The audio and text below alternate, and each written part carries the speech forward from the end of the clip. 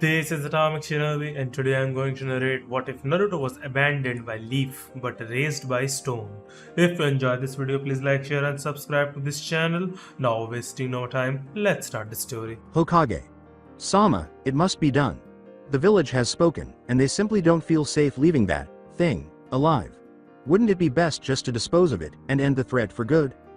Sensing that every Junin in the room was watching him, the third Hokage let out a sigh. After the death of the fourth, he had not enjoyed the thought of returning from retirement, and now he detested the thought even more. Did they not realize that, just as all the Hokages had valued every life in the village, so did he? The child, the Ninetales vessel, had been a hero in the eyes of the fourth. Rather than seeing the child, his fellows were afraid of the demon. Still, with the fourth dead and so many senior shinobi killed or injured, now was not the time to divide the village. Did he have any other option? He might have defended the child in a different era or universe, but for the moment, the greater good came first. I'm sorry, friend. I am unable to comply with your wishes this time. If that is the wish of the village, then so be it. The vessel of the Ninetales will be disposed of, but let me say one thing. If you do not feel anything for a child that is not yours, do not be surprised when others feel the same about your children. I pray you will not come to regret this decision. This will not be done for your benefit, nor to ease irrational worries. I am simply doing it because you have left me no other choice that will keep this village intact. You have what you wanted. Now leave. There has been enough chaos for one night. The third didn't really care, but he couldn't tell if his words had had any effect. A nice way to regain the power you granted the fourth, isn't having your hand forced by your own people, old man? The old Hokage called one of them over as the gathered group turned to leave. Kakashi, stay behind. I have something for you to do. He saw a shorter figure emerge in front of him, separating from the scattering crowd. Hitaki Kakashi, a 14-year-old Junin who was already a rising star in the village, was fortunate to have survived the Ninetales attack, unlike many of his more senior comrades. Name it, sir. I wouldn't be so eager, my boy. You haven't heard what I want you to do yet. Come, walk with me. Right now I'd rather not see any more of this room. As you wish, Hokage. Sama. The Hokage spoke, his voice worn and weary, after the third and Kakashi had ascended half the way to the mountain memorial. Tell me, Kakashi, what's your opinion on this whole mess? The young man answered slowly, looking up at the mountain's face and the fourth Hokage's unfinished face. They're scared, Hokage. Sama. Everyone's always a little afraid for their lives when they go into battle, but that's different. A battle you can control. The Ninetales was a demon. It cost us dozens of our best shinobi and the fourth just to seal it away. Nobody wants to see that happen again. A good analysis, worthy of someone who made Junin so young. But I didn't ask what everyone else thought, my boy. I asked what you think about it. Junin, who had gray hair, sounded conflicted. I'd be lying if I said I wasn't scared too. But I was the fourth student, and I trusted him when he said it was over and the seal would hold.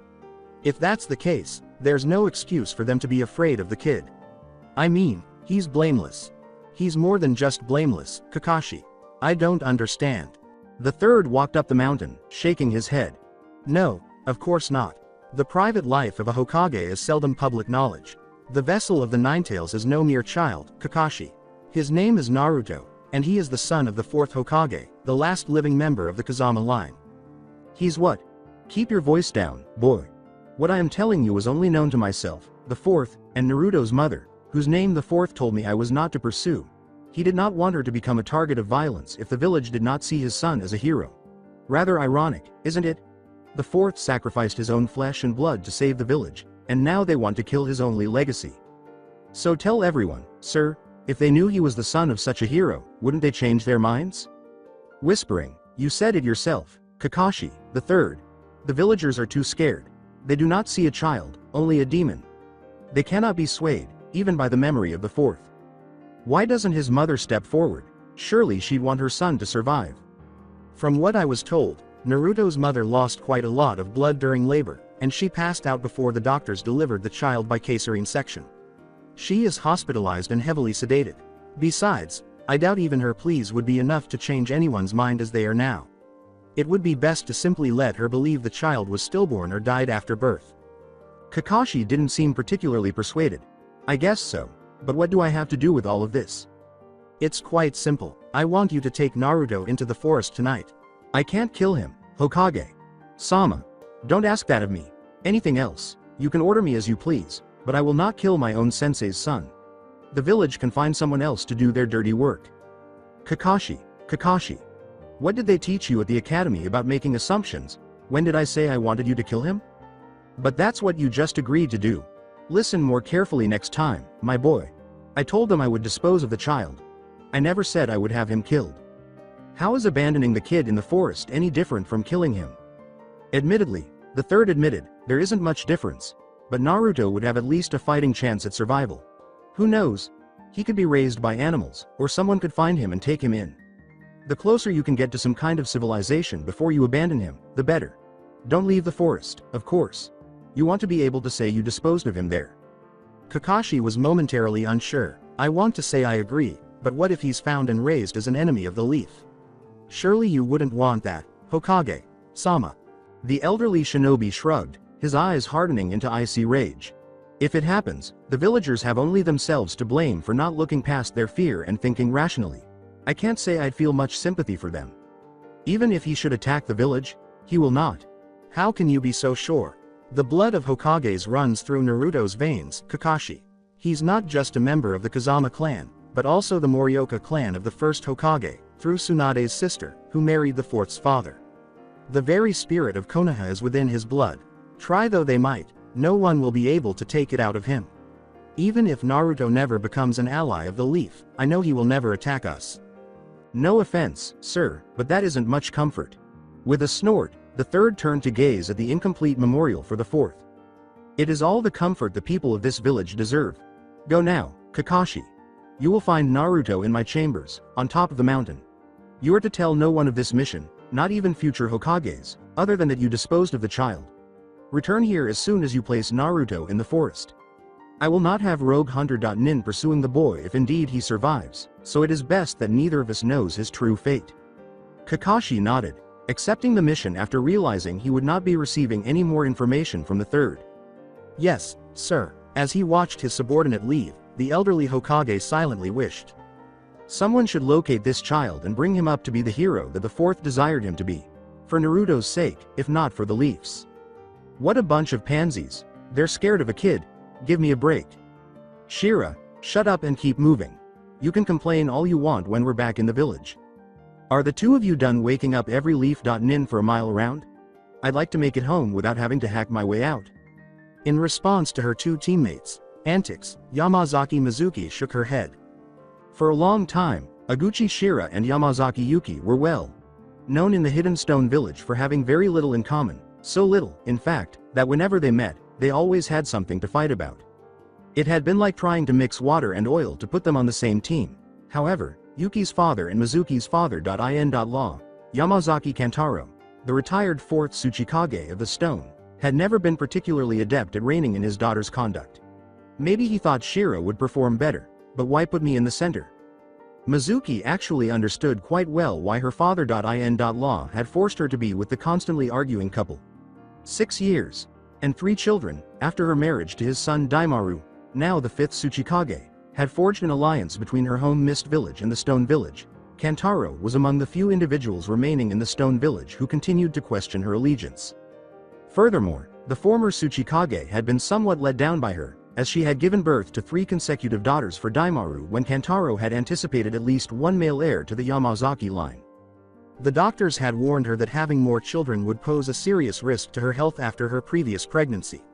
As usual, Kantaro had not been pleased by the news. With the exception of the brief clause in the treaty stating that it would be grounds for conflict between the villages, the elderly shinobi would have been more than happy to send her back to the mist. In addition to that, Daimaru had threatened to harm his own father if he attempted to send her back home. Mizuki thought she was fortunate to have Yamazaki Daimaru as her arranged husband.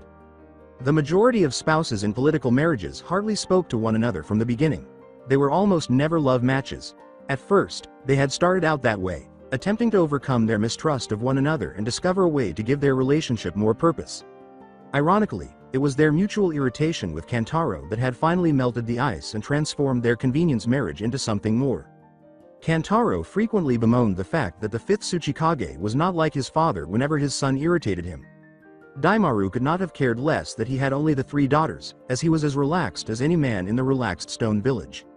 He had once responded, "I look at it this way," to a question posed by Mizuki. "You can threaten to beat up a kid who tries to seduce your daughter.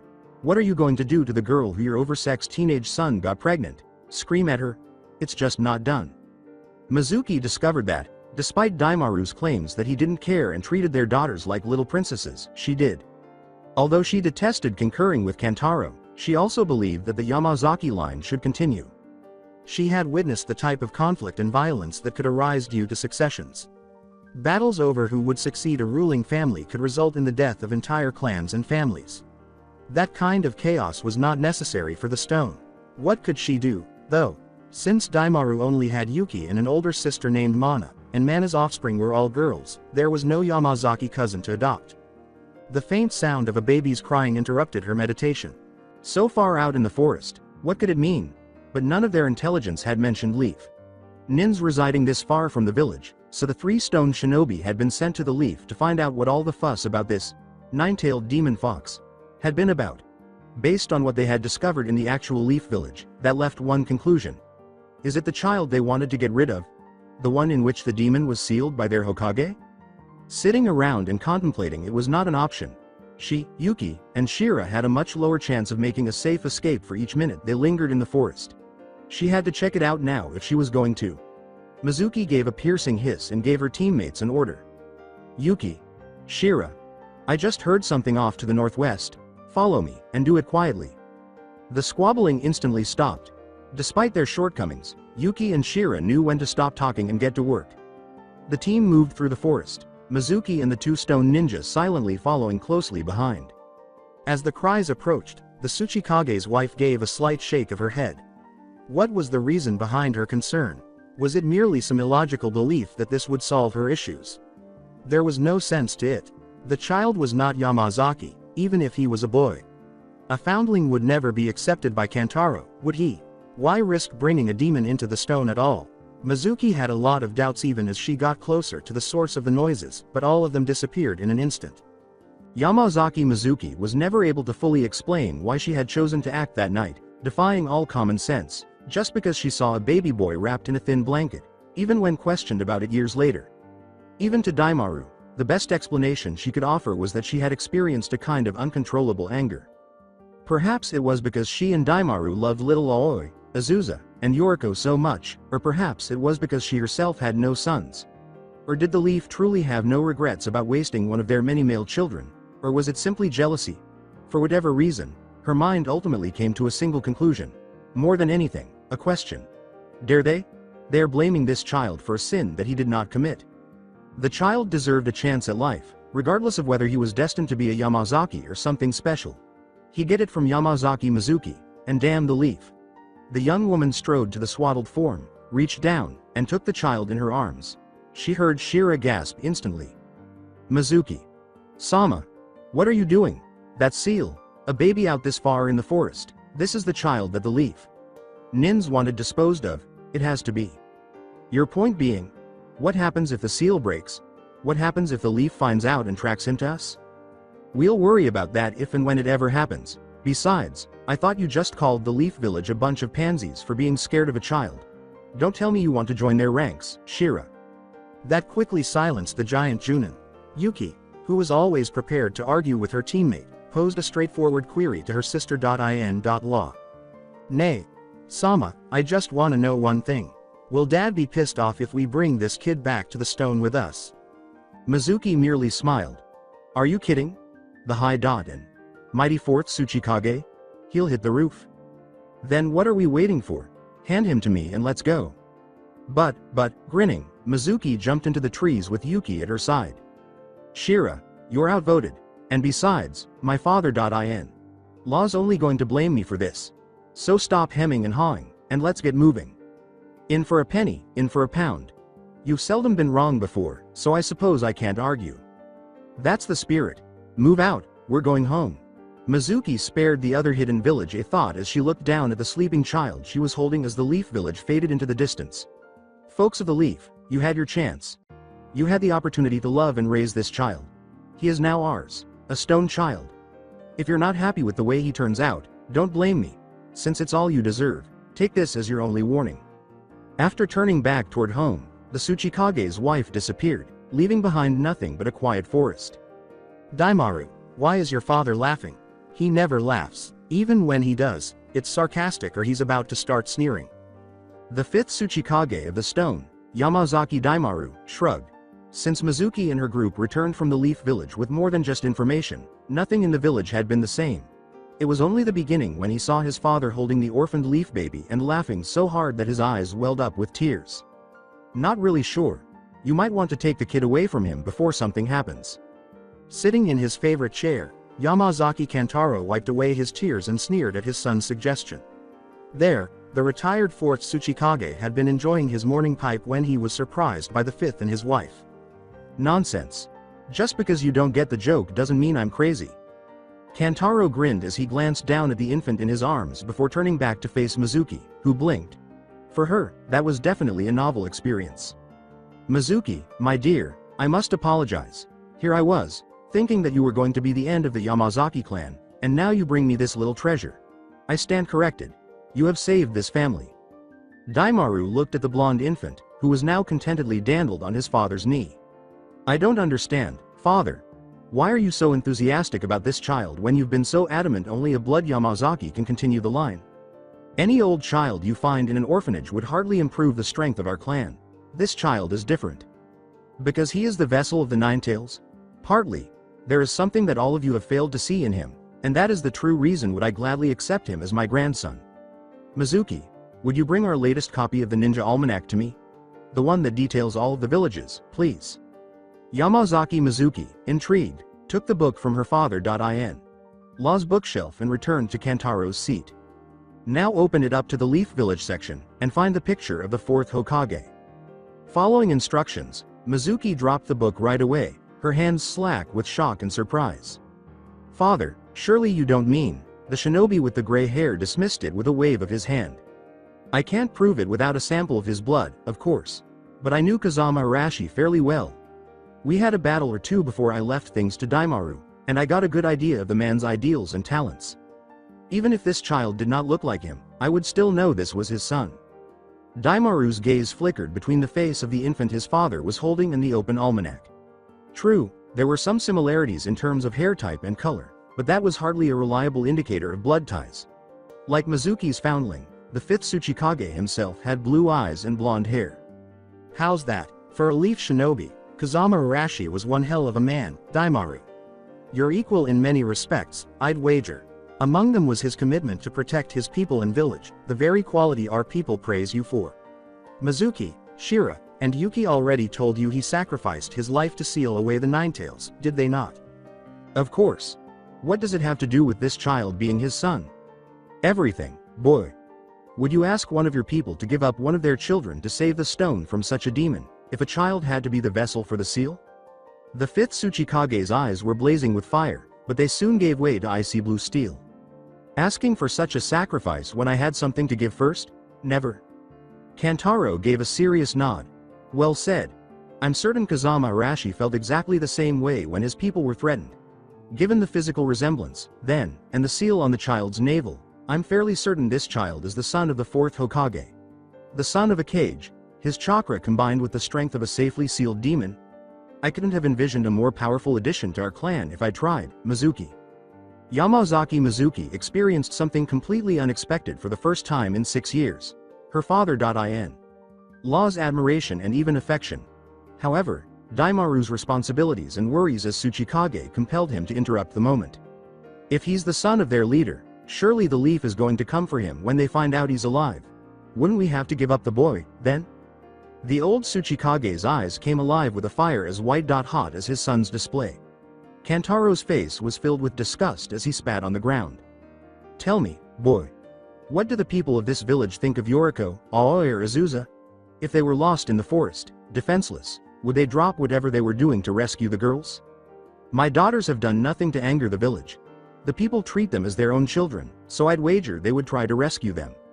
So what do the actions of the leaf tell you about their feelings for this child?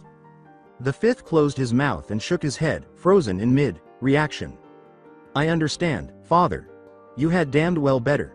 This child was not abandoned because someone made a mistake, son. They wanted him to die. But that doesn't mesh with Mizuki finding him unharmed in the middle of the forest. This entire situation smells of old Sarutobi's involvement. The wife of the fifth blinked. How is this related to the third Hokage? What do you mean by Sarutobi being involved? The third Hokage is not a coward or a fool, as many of his people appear to have become. He wouldn't be stupid enough to believe this child was a demon. The fact that he merely abandoned the boy in the forest instead of having him killed means he was hoping for someone to discover the child. If that's the case, I have no regrets about accepting the child into our clan. The Leaf had their chance. They blew it. He is ours now, and the only way those fools will take my grandson from me is if they kill me first. Now and forever, he is a Yamazaki. What about the Ninetales? Surely you don't want the damage from Konoha being done to our people. Pa! Snorted Kantaro, who was staring down at the baby's stomach seal. I didn't become Tsuchikage just for my looks. Kazama Arashi did the hard part by creating the seal. All we need to do is to make sure nobody interferes with it, and make the boy strong enough to force down the demon if it gets frisky. I can do both by taking charge of training him. Mizuki watched, taken aback by her agreement. Now that all of her father.in law's concerns had been addressed, he was much more reasonable. The baby's rapid acceptance into the clan was the only thing that bothered her. I know this sounds foolish of me, since I brought him here, but I'm concerned about the girls. This boy is the clan's heir, of course, but what about the title of 6th Tsuchikage? Do you intend to give that to him now as well? That's Daimaru's decision, my dear. I may still head the clan, but he heads the village now.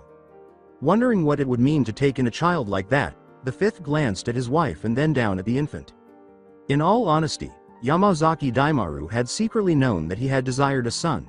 It had been bothering him and keeping him up at night on some nights, but not enough that he would have taken a mistress or loved his daughters any less. However, was it worth the risk to be separated from his daughters as Tsuchikage? We won't be aware until it occurs. My father is training the child, so he won't get a free pass anyhow. Nobody's given the rank of Tsuchikage. Love. Even if you hadn't brought this kid back with you, Yoriko, Aoi or Azusa would have had to prove they were worthy of succeeding me, like I had to prove it to my father. If this child proves himself worthier of the title than his sisters, he'll succeed me as Tsuchikage. If he doesn't, he'll simply be a shinobi of the stone. That's not a bad way to end up. Mizuki let out a sigh of relief and bent her head. Have faith in her husband to think of something that won't offend anyone while still providing each child with the chance to win something in the future. It should come as no surprise that Daimaru was happiest when everyone won. However, it appeared that her husband was still talking. Now enough with the clan and Tsuchikage business. We've all been talking about this kid, and he still doesn't have a name. Can't keep calling him, the boy, or that child. Mizuki, you found him. You want to do the honors? Naruto. His name is Naruto. Kantaro looked at the infant, observing the nine-tailed seal's spiral form. After the seal. No, I was changing his diaper on the way back and a note fell out of the blanket he'd been wrapped in, with only a name on it. I guess the third Hokage really did want someone to find him, and at least preserve the name the fourth Hokage gave him. The infant turned to face the fourth Tsuchikage, who nodded. Fair enough. A hero should have his last request honored.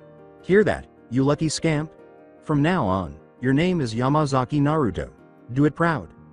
It turned out that in order to meet his grandfather's numerous expectations, Naruto would need to do more than just live up to his name. 5 years later, he would receive his first reminder. Honestly, father. An arranged marriage? He's only 5 years old. When Kantaro noticed Mizuki's annoyed expression, he slapped a hand to his forehead. I keep telling her that smothering Naruto so much will stunt his growth. Even I'm not that crazy, Mizuki. Naruto and whichever one of Mana's daughters he picks will decide when they marry on their own, and they can't legalize it until they're 15 at the earliest anyhow. Why even force him to do that? Surely you know arranged marriages are hardly considerate of the children's feelings. My dear, I realize that, but you can't deny that Naruto is only an heir in name. In order to continue the bloodline of the Yamazakis, he has to marry a girl from the clan. Since it'd be totally inappropriate for him to wed any of his sisters, his cousins will have to do. Mana's got 5 girls. One of them is bound to be a good choice. The tablecloth on the family dinner table twitched as Mizuki sighed. 2 of them are already in their teens, father. It's safe to say they're out of his age range. Even so, he's still got a 1.in 3 chance of finding himself one he likes. That's better than what Daimaru got when you came over, if you'll think back. That's hardly a fair comparison. It was a state of war that forced both our villages to come to a quick, peaceful compromise. You're not asking him to marry the girl for that kind of reason. All right. If they really don't get along by the time they're 15, I'll re-examine the situation and think of something else. But what's the harm in letting him see which of the girls he'd like to marry? It's not like Naruto's going to take it as anything more than a game at his age. The woman with the auburn hair bowed her head, understanding that Yamazaki Kantaro could only be persuaded to bend so far, despite the fact that he had come to accept her. I suppose you're right. Where is Naruto, anyway? I had Shira take him over to Mana's house to play with the girls. Mizuki was about to respond when her father.in.law went on, waiting for her to say something. And no, I didn't tell him about the marriage. Figured you were going to take offense, so I'm simply letting the boys see what the girls are like. No more, no less. I wonder what's going on. Honestly, those two are always forgetting their school things. Scrolls one day, Kanai the next. I swear I should just let them fail an exercise so their father has a reason to give them a hiding. Blonde hair flying behind her, Ishida Mana swooped around her home, snatching up the shuriken scattered across the room of her two eldest daughters. She hurried to the living room and peered in to see her three younger daughters, Kira, Kaori, and Kana, playing with Naruto, Daimaru's boy. Although Shira's sudden need to manage a lengthy list of tasks and leave Naruto with her seemed strange to the 4th Tsuchikage's eldest daughter, opposing him would be tantamount to opposing her father. As Naruto's other sensei, Kantaro employed the enormous genin.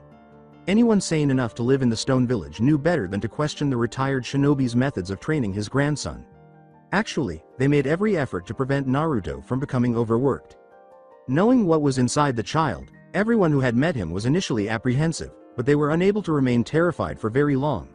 Not when they had to respond to one of his numerous inquiries about anything novel to him or saw his dazzling smile. Why? Had been used to grill everyone, from the most powerful Junin to the lowest blacksmith. More significantly, there was another, clearer reason why the residents of Hidden Stone Village adored Naruto. Kantaro's personality had completely changed since he was adopted by the Yamazakis. The retired shinobi may still be hidebound and prickly, but these days he hardly ever yelled at people. Naruto had been a blessing because even hardened Junin had been known to cry at the 4th Tsuchikage's tongue lashings. Because her nephew spent so much time in the dojo, Mana hardly ever saw him. The majority of villagers believed the rumor that Kantaro had been training Naruto since he was a young boy to be a mere rumor. The daughter of the 4th knew otherwise. Naruto was doing what his father had done, and Daimaru had received the same treatment. It was better for him to be getting a break now, she thought. The blonde Junin leaned into the living room and decided that was a good thing. Girls, Naruto, I have to take these shuriken to the academy. Yuri and Maki managed to forget their things. Again. I'll be back very soon. Kana, take care of your sisters and Naruto, okay? 6-year-old Ishida Kana cheerfully nodded her blonde head. A mission like daddy goes on. Yes, honey, now I'm off. Mana hurried out the door without saying anything more, slamming it shut behind her and abandoning Naruto to his cousin's whims. Kana looked back at the tall shelf with multiple stuffed animals perched on its edge, where her sisters and cousin were looking up. 5-year-old Kaori, her younger sister, gestured toward one of the dolls. I can't reach Teddy, now what are we going to play with? 4-year-old Kira, who shares her father's red hair, turned to Naruto right away as he was also gazing up at the shelf. Mommy always tells daddy to be a man and do the heavy lifting, he's not here, so you get it down. Naruto gave the younger girl a fierce look. She has grandpa's voice. That's enough for me in the dojo. Does it look like I can reach them? I don't care, do something? He could try something, now that he thought about it. He was constantly reminded by Grandpa Kantaro to view everything as training. He might be able to subdue the dolls if he employed one of those spiky jutsus he was learning. However, what should I use? They're simply teetering on the brink. They might move if I give them a little bump. The 5th Tsuchikage's son slowly performed the sequence of hand seals he had witnessed Shira perform the previous day by pressing his hands together. When he was finished, he placed one hand palm down on the ground. Okay, but you asked for it. Doten. Jishin Ken, Earth Element, Earthquake Fist. The small amount of chakra Naruto put into the Earthquake Fist, fortunately, was so young that it hardly made the dishes in his aunt's kitchen clatter. Nevertheless, 3 dolls were jostled off the shelf by the brief vibration that rocked the house. A couple of them landed in the hands of Kana and Kaori, while the final one bounced off Kira's head with a cute little squeak. The 4-year-old gave her cousin a fierce look right away. "That hurt, you stupid head. So move out of the way, it's just a doll, how's it gonna hurt you? Grandpa throws harder stuff at me all the time." In order to teach Naruto every earth jutsu known to man, he did just that, using earth, rocks, debris, and even shuriken. He was avoiding most of the flying objects so far. Of course, not all of them. There were some benefits to his mother seeing the bruises, such as her yelling at his grandfather and granting him a day off from training. Kira demonstrated her ignorance of all of that by striking him with her doll, making another squeak sound as it struck. "What the hell was that for? I got you your doll. Not my fault you're too slow to dodge a little toy." "As too. You made an earthquake, it was scary." As Kaori handed her doll to her older sister, approached Kira, and yanked the squeaky toy away from her younger sister, the argument abruptly ended. "You know what mommy says, Kira, people who can't appreciate things are followers and followers don't deserve toys." Technically, Kaori was correct, but her mother hadn't put it quite that way. The unofficial motto of the Stone Village was, "The worthy lead, and the unworthy follow." To many outsiders, this meant that the stone prioritized strength when seeking its commanders and leaders. Mana had just been teaching her daughters what this meant. In fact, it had no such meaning at all. Everyone enjoyed having strong leaders and fighters, but strength was frequently ineffective in the absence of intelligence or humility. Even if they could move mountains with ease, the conceited and uninformed were unworthy. Thus, Mana had at least once spanked each of the 5 Ishida girls for acting in a way that was deemed unworthy, by turning them across her knee. Given how frequently her mother used the motto to defend scolding her for misbehaving, Kaori didn't really use it. However, occasionally it was useful for things like calming down her spoiled younger sister. When her toy was taken away, Kira reacted with tears and her trademark biting of the lower lip technique, as she usually did. Ishida Hanzo was on a mission at the time, and regrettably, their father was the only person who ever worked on them. Kira took the next best step and attacked when Kaori just continued to glare at her. Uncertain if he could separate the 2 girls who were rolling around on the floor, Naruto took a step back. In addition, aside from his mother and sisters, he believed that girls were disgusting at the age of 5. The older girl was watching the altercation with a smile on her face when the blonde boy turned to ask Kana for assistance. "What's to be happy about? What are you so happy about? They get along so well." All he could do was stare in shock at his cousin's response and question how sane any of them were. What kind of world does she inhabit? When Shira arrived to pick him up, he was still thinking about it, and by then, his Aunt Mana had returned home and broken up the altercation. Naruto was left to deal with Kana, who was now seriously confusing him, after she sent Kaori and Kira to their rooms. The girl appeared to know very little about anything. Nice and pretty, but as stupid as a bag of hammers. Nor was Kira an angel. The redhead girl made him think of the elderly woman who used to wander around the fish market saying things that caused Shira to cover his students' ears. Because she was something that had also caused Shira to cover his ears, everyone claimed that she had never been laid, whatever that meant. Naruto deduced that it was a bad sign. However, that was actually Aunt Mana's issue. Naruto assumed Shira had just dropped him off there to show him how good he got along with his own sisters, so he didn't give it much thought until he got home. It didn't make much sense even then. Yoriko, his eldest sister, had no time to tease her brother as she used to because she was already on missions with her genin team. Azusa. Nisan only ever needed his assistance to track down the wild animals she was always bringing home, and the worst thing Nisan had ever done was to wrap him up like a mummy while honing her medical skills on him. The Ishida sisters were far more bizarre and frightening than they were. The only thing that made the clan heir suspicious was the expression on his grandfather's face. He was aware of that expression. Grandpa only became so serious when he was going to pose a painful query. Not so much that it would make people cry, as the parents of that Hirobu child who had turned into a missing nin did. Asking Naruto if he wants to swim upstream through the river that day or run laps around the village is painful. "I hear you had some fun with your cousins today. Have fun?" Well, it had been enjoyable to use the earthquake fist. The others had simply been strange. "I guess so." Good, because I'm going to have one of those girls, join your training sessions in a few years. I thought I'd give you a chance to see which one you like best. Do you know which one that is? What sort of decision was it? One was, well, frightening, and the other was dense. However, Naruto was well aware that he anticipated an answer to his grandpa's questions. and there was only one response he could provide if he didn't want Kira or Kana in the dojo with him all the time. Kaori. It would take Yamazaki Naruto a long time to realize how fortunate he had been to make that choice. But before that, he had to deal with another issue that resulted from the same decision. He heard his Aunt Mana's voice coming through the heavy oaken door of the closed dining room as he was walking past it. Perhaps his cousins were visiting, which is why his grandfather had let him go so early today. The 5-year-old had justification to start tiptoeing back to his room down the hall because of that. Naruto halted after taking a few steps and noticed Kaori seated in a chair farther down the hallway. The red-haired girl, who appeared incredibly bored, was holding the teddy bear that he had knocked off the shelf a week prior. Well, Kaori wasn't all that horrible. The blonde boy would have likely fled in the opposite direction if it had been any of her sisters. If it meant staying away from those weirdos, he would have gladly taken the spanking his mother would have given him for acting so rudely toward a family member. He might as well say something, though, since she was present. It was utterly insensitive, as befitted someone who had grown up with Yamazaki Kantaro. Your sisters didn't come here with you, did they? The cousin of Naruto violently shook her head. She obviously had the same negative opinion of Kana and Kira as he did. Nah. Mommy only came with me. Don't know why, but she looked mad. Not at me or Kira neither. I think she was mad at Grandpa. Everyone in the village was angry with his grandfather at some point, so that didn't solve the mystery. Once his grandpa answered criticism, the dumb ones quickly became smart, while the smart ones remained silent until he was out of earshot. When one of Aunt Mana's yells became so loud that even he and Kaori could clearly hear it, it soon became clear which one she was.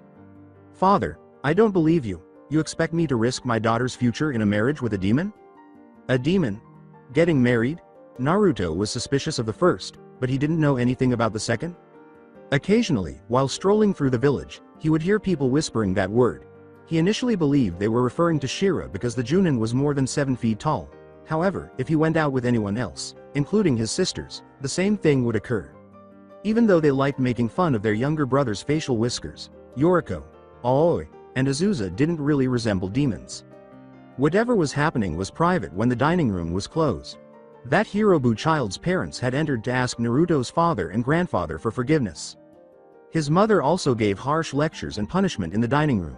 None of the Yamazaki kids were stupid enough to do it again after the first time, so anyone who poked their nose into such things always got at least a good talking to. However, his legendary curiosity was overtaking him, and the only son of the Tsuchikage was growing a bit weary of being kept in the dark. Naruto opened the door and peered into the room. Who's a demon? He witnessed his aunt cover her mouth with a hand right away. Yamazaki Naruto saw, for the first time in his life, unadulterated anger in his father's eyes. Fire so hellish you could see it even under his peaked cage hat. While his mother appeared worried and his grandfather appeared irritated. Daimaru was the first to speak, his tone unnervingly serene. Mana, if you ever call my son a demon again, I swear I will make you regret it, sister or not. Kantaro pretended to approach his grandson before she could reply. Let me explain, boy, the 5th Tsuchikage abruptly interrupted his father. Father, sit down, I'll handle this. On anything else in the family, I'd defer to you, but Naruto's my son before he's your student. 3 stunned family members followed Yamazaki Daimaru as he strode out of the dining room after scooping his son up off the floor. Come on, kid. We gotta talk. While carrying Naruto to the highest point in the entire village, the 5th Tsuchikage remained silent for a long time. When the blonde boy looked down, he saw his house spread out in front of him. The inhabitants of the hidden stone village, and the earth country overall, were as mindful of nature as they could be, in keeping with their emphasis on the earth and its powers. Scattered across more than a dozen square miles and intersected by 7 rivers, their home was the largest of the 5 major hidden villages. The region was referred to as Nanamagari, 7. Spiral Path, prior to the first Tsuchikage uniting his people. Some residents still use that name today. Everywhere you looked were houses, built into hillsides, in natural caves, and even inside the trunks of massive trees that had fallen to the ground. Giant windmills rotated above Daimaru and his son, providing electricity to the village through water wheels on the rivers, solar panels on the tops of the houses, and more. Even if it meant lacking some of the modern technology of other villages, the stone people tried their best to preserve nature because they were unwilling to jeopardize the planet on which they lived. I come here sometimes to remember what my duty is. Everyone has a duty, after all, and you shouldn't ever lose sight of it. Looking up, Naruto saw his father remove the cage hat and place it on the floor. Blonde hair blowing in the wind. The fifth Tsuchikage let his son fall off his shoulders and gazed down upon his village and people. Am I a demon like Aunt Mana says, Daddy? Daimaru bent over and gazed into his son's bewildered eyes. Sit down, Naruto. I'm gonna tell you a story. Okay. A long time ago, there lived a demon fox with 9 tails. It was a scary creature, so tough it could level whole villages with the swipe of a tail. And one day, it decided to attack the Leaf Village. Killed a bunch of shinobi, even some really good ones, and nobody could figure out how to stop it until a hero showed up. Who was it? Their leader, the 4th Hokage. He was to the leaf what I am to the stone. The Hokage was a smart guy, and he finally came up with a plan. He would seal the demon away, so it could never hurt anybody again. And he did seal it away, inside a little baby boy. Inside you, Naruto. Pulling his shirt up, the blonde boy checked his belly button, but there was nothing there. The seal had faded since Kantaro had last seen it. Where is it? I don't want to have it in me. Nobody can see it, son. Nobody can be hurt by it anymore, not even you. It's just that some people are too stupid to see that at first. That's how come you live in the Stone Village, instead of the Leaf Village. Perplexed, Naruto posed his usual query. Why? The people there were too afraid and angry. They didn't see that you'd done them a big huge favor, just that there was something to fear. But your mom wasn't as scared. She knew what you really were, so she brought you here, to be part of this family. If I'm not a demon, then what am I, Daddy? Daimaru swiveled the boy's head to face him directly. Naruto, you are 2 things to me in the village. You are my son, the Yamazaki clan's heir, and a hero. Because of you, no one will ever have to sacrifice another child or be afraid of the demon again. Those who are afraid of you are simply being foolish and seeking an excuse to hate something. However, try not to let it make your head swell. All heroes have responsibilities, and yours is to fortify yourself in order to defend the village and your family. You must ensure that you, and not the demon, are in charge. If you work on that every day, you'll be able to ignore the squawking of the idiots and sleep at night knowing that their remarks about you are untrue. You'll be aware that you're fulfilling your obligation. That's all your mom and I care about. You get it? Naruto glanced up at his father after glancing down at his belly button. Yes, Daddy. Daimaru gave a snort. What the devil do you say? You're too young to get it all, so I won't hold you to that. For now, all you need to know is that you are loved by your mother, sisters, grandfather, Aunt Yuki, Shira, and everyone else in this village. To us, you are not a demon. Regarding your Aunt Mana, she will change her mind. I won't give her any other options. His son still appeared to be considering something. What else are you having trouble with? Why was Aunt Mana discussing people getting married? The 5th gave a frustrated grunt. Your grandfather is like that, always trying to strengthen the family ties. You became even more powerful than you were before the demon entered you and you became a hero. Your grandfather wants you to marry a family member, and since you are unable to wed your sisters, he offered you the option of one of your Aunt Mana's daughters. Do you recall his question about which one you preferred? I said Kaori. Well, your grandfather wants you to wed that person. Even though I still believe that he is insane, you have plenty of time to worry about that. Simply remain friends with her for the time being and watch what transpires. Until you get older, you don't need to think about it any differently. Come on, we've spent enough time babbling about this bullshit. I'm getting hungry, and I'm sure your mom is panicking. What say you? Are you prepared to wash up for supper? All right, Yamazaki Naruto would have to deal with his own problems again, but this time, at least, everything went smoothly. The 5th Tsuchikage jumped down and returned to his family after lifting his son onto his shoulders. Son, hurry up. Let's head home. Okay, let me get the ground rules out for you. Winner is determined by touches. Power moves are acceptable, but I don't want anybody going for the kill. You use something with lethal intent, and I'll kick your ass myself. Got it? Naruto Yamazaki shrugged. Since he was 3 years old, his grandfather had been setting up daily family sparring matches. The rules were always the same, and one of them was that they had to spar in the wasteland due to the potential harm that their techniques could cause. The morning ritual had been reduced to this match over the years due to a number of factors. Naruto, age 10, versus Yoriko, age 15. Doing anything that early in the morning was a pain, but facing such a formidable foe was even worse. Yoriko was only interested in becoming Tsuchikage. Even though she denied it numerous times, sparring matches revealed her desire to outperform everyone, especially him. Not a murderous intention, my ass. Until you see the blood spill, Gramps doesn't believe it to be fatal. After giving him one of her patented death stares, Yoriko disappeared, leaving Naruto with only a brown hairtail trailing behind her. He was reminded once more to exercise caution. The only one of the 3 Yamazaki daughters to adopt Mizuki's appearance was Yoriko, who had brown hair rather than blonde. The only person who aspired to become a full-fledged combat shinobi was her. Yoriko had, perhaps unjustly, been under constant pressure to match Naruto. Naruto therefore took it in stride when she teased him more or showed less interest in training with him. It was more difficult to fight her. When a hand exploded out from beneath him, it became evident how much so. Doden. Shinju Zanshu no Jutsu, Earth Element. Inner Decapitation Technique. Naruto growled and bounded forward, leaving his starting position. As if I'm going to believe that. Yoriko was fairly predictable, which was a plus when it came to fighting her. The same move was always used by his sister to start a fight. He had to outsmart her now and think of a clever counter. He was prepared with a well-known move by the time his feet touched the floor once more. Doden. Jishin Ken, Earth Element, Earthquake Fist. The Earthquake Fist's effects were much more powerful now that Naruto had more chakra to use. It wasn't the point, even though he knew it wouldn't be nearly enough to beat Yoriko. The tunnels she dug for the inner decapitation technique will all collapse in a single earthquake. You can see what's coming if you force her out into the open, though it's not any simpler to win that way. Yoriko had their mother, if there was one advantage. For 5 more years than Naruto, she had been able to access Mizuki's expertise on water jutsus. Although the younger boy was aware of his fair share, Yoriko never failed to surprise him with fresh attacks. Naruto was growing increasingly resentful of surprises. Sweden. Suishuha, Water Element, Water Wave. Drawn from the moisture in the air, water gathered around Yoriko and rose to spin around the girl. The wave rushed towards Naruto as she opened her eyes, a wall of liquid determined to crush him beneath its weight. Yoriko gazed at Naruto, perplexed by his lack of action. She cursed as her brother's hands began to move. Even though he detested her time in water, Yoriko wasn't pleased with the teachings Shira and Kantaro had imparted to Naruto on Earth. This was her brother, though. One village abandoned them, while another pushed them into various situations.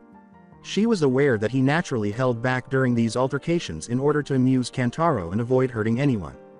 To what extent, though, was he holding back? When the Tsuchikage title opened up, how much of a threat would he be?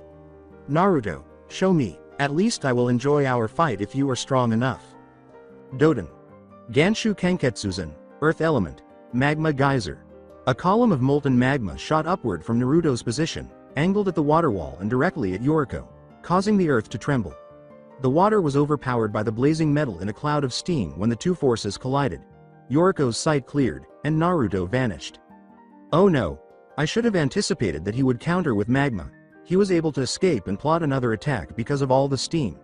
Furthermore, that magma is still pursuing me. Naruto made an effort to learn every new attack he came across, particularly those involving hand seals. To his sister's dismay, he typically succeeded faster than she had to learn the same thing. Although Yoriko had a counter, could she take the chance of using it and then having him turn it against her? She opted for safety over becoming a fried kunoichi. Sweden. Sokase Hyoki, Water Element, Instant Ice Age. The brown-haired girl gathered water in her mouth and sprayed it out in a broad arc, not in a stream but in mist. The molten death that had threatened her was flash frozen as the mist cooled to an arctic temperature as it collided with the rushing magma, forming a line of hardened rock that snaked back to where Naruto had been. What happened to him? The ground rumbled once more, but before Yoriko could turn to see what was causing it, the ground gave way beneath her, the sides of the new hole flowing and stretching into a ragged, toothed, inhuman maw. Doden. Gametsui Koketsu, Earth Element, Grasping Jaws of Death. As the earth engulfed his sister, its mouth closing and bending into a dome, Naruto emerged from his own set of tunnels. He was already making plans as he came out of the subterranean. She won't last long that way. While she is blind, we must determine what will happen next. He was spared a long wait. Sweden. Yoryu Ken, Water Element, Ice Dragon Fist. The ice crystals that had formed the dragon glistened in the sunlight as a dazzling form emerged from the earth dome. Yoriko observed her brother's location through the hole she had just made, and she watched in horror as the frozen dragon crashed into him. Yoriko rushed out of the dome, his mouth open in shock, as the smaller fighter staggered to his knees, a huge hole visible in the left side of his torso. What did I do? Even though she viewed him as a competitor for fame and a challenge to overcome, Naruto was still her brother. When others saw her as a haughty girl, the young boy who had grown up admiring her thought she was cool. Hurting him was the last thing she wanted to do. When Yoriko saw that Naruto's body was slowly dissolving and turning into dust that was carried away by the light wind, he stopped. What is the dust clone technique? Kujin Bunshin no Jutsu, screw him. He was aware that I would feel bad and expose myself. Doden. Daichi Shibun Guretsu Ha, Earth Element, Earth Disruption Wave. Yoriko turned to watch Naruto finish sealing their father's first jutsu creation by placing his hands on the ground. The ground trembled once more. All of a sudden, it wasn't as solid under her feet.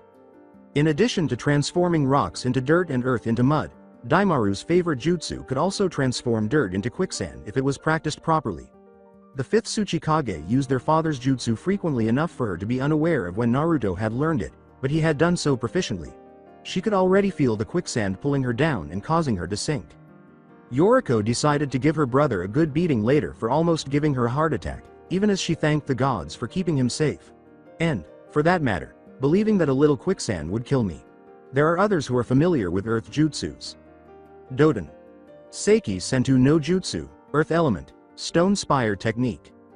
With her hands already preparing for her next move, Yoriko was blasted out of the pool of quicksand and into the air as a column of rock blasted upward from beneath her. When a voice shattered into the battlefield like a whip, she and Naruto, who were both on the ground doing the same, froze. Father, what the hell do you think you're doing? With the death stare Yoriko had given Naruto in her eyes, enlarged, Kantaro turned to see Mizuki standing at the edge of the wasteland. An eyebrow was raised by the retired Kage. Sparring. What's it look like? Mizuki's voice was brimming with sweet sugar when she answered. Their mother never spoke that way to anyone unless she was going to lose it, so Yoriko and Naruto winced. You have no idea what day it is, do you? Monday, I believe. So what? Yes, Monday. The 1st of May, in fact. Does that ring a bell? Can't say it does. Daimaru screwed with my yearly schedule when he took over, as you'll remember. Oh, really? Your grandson has been looking forward to this day for months. That has no effect on your memory? Yamazaki Kantaro started to say something but stopped himself. Oh my god. Mizuki watched, her face growing increasingly irritated by the moment. You know now, don't you? Today is the day of the genin exams, and when the class pictures are taken. The day I did an extra large load of laundry and ironing for, which you have just managed to ruin. Mizuki, they always spar in the mornings. Why not dress him in the good clothes when he came back?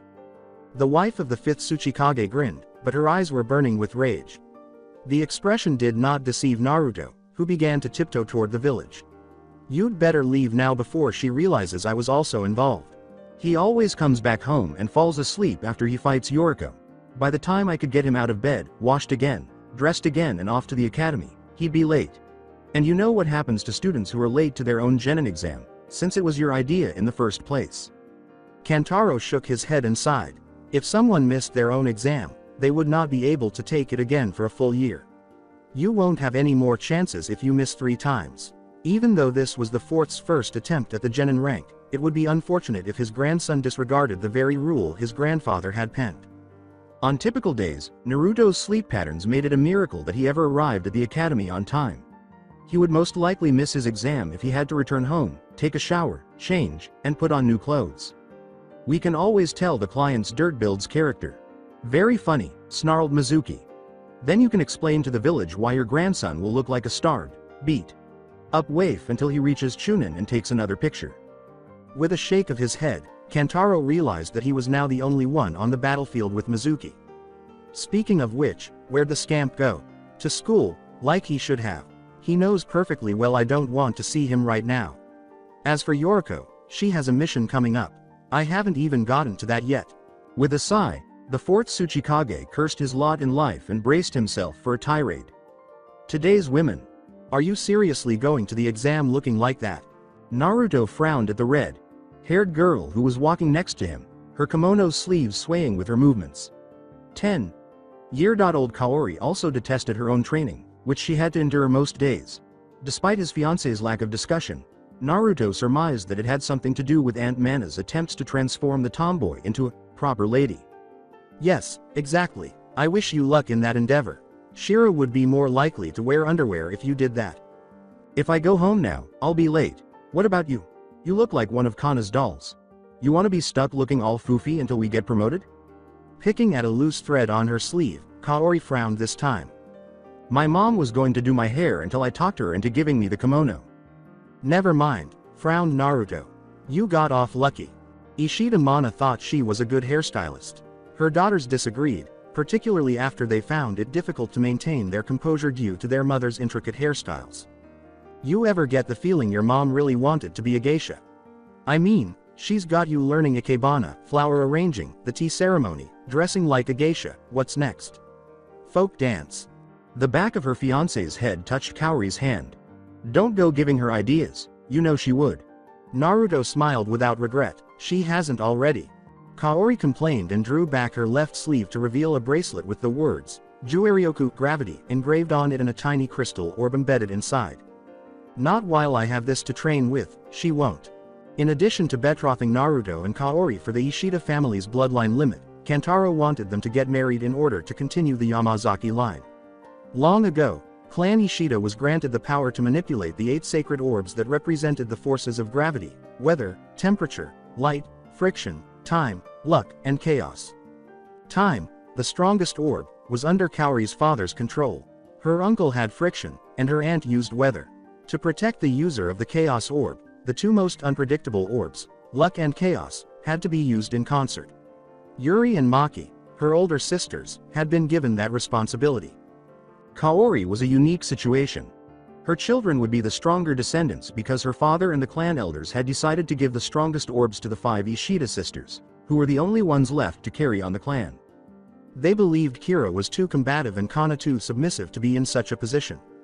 The other 3 orbs, gravity, light, and temperature, had been given to Kaori. She wasn't complaining because she had to leave the house constantly for the training needed to master 3 orbs. At times, Naruto wasn't sure how to handle the girl. He hardly considered Kaori to be his future wife. Aunt Mana and his mother were worried about bringing the 2 kids together, but Kantaro was adamant about the plan. In the beginning, when Kaori was only using the gravity orb, it had been awful enough to have them train together. The first time she'd used it on him, he'd never fully recovered from being dribbled up and down like a ball. Sure, flaunt the bloodline. Your family ought to just get big old capes and write out your powers on the back. Go all out. Kaori and Naruto knew who had spoken without even looking. The figure leaned against a nearby doorway, and the redhead waved a hand languidly at it. You're one to talk, Mr. Look. How big a sinkhole I can make. Have you paid back old man Kawakami yet for busting up his doghouse last week? Who's the one who set the targets up on the edge of his lot? It's called practicing control, Juzo. You know, so you don't kill the examiners when they ask you to show your strongest jutsu? They're adults. They can take it. Takeda Juzo, who was the same age as Kaori and Naruto, rarely concealed his disdain for the elder residents of Stone Village. It was hard for Naruto to blame him. The majority of the village had essentially condemned Juzo and his whole family for the deeds of one individual, his older brother. When Naruto was 4 years old, Takeda Jirobo had rebelled and left the stone. There was only so much the Tsuchikage could do, but Daimaru had calmed the situation and stopped outright slander of the Takedas. Policing gossip and backstabbing is never simple. The elder Takedas, a seasoned and mature shinobi, absorbed the criticism. It was different with Juzo, who had looked up to his older brother. Over the years, Hirobu continued to be a criminal, and children continued to tease him. Juzo's demeanor and language had become increasingly cynical and sharp. He had been getting into more and more fights as a result, usually getting ganged up on but occasionally winning.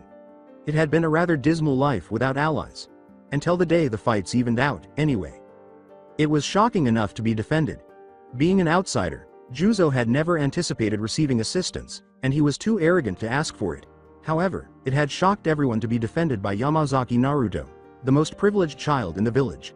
One of them asked Naruto why, and the blonde boy answered with a single sentence.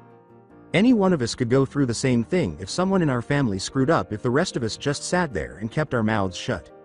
Naruto's identity had never been concealed by the Yamazaki family. Or what he was, which was even riskier. The fact that the stone people had accepted Naruto and not held him accountable for the crime of another, as the leaf had done, had become a source of pride for the village.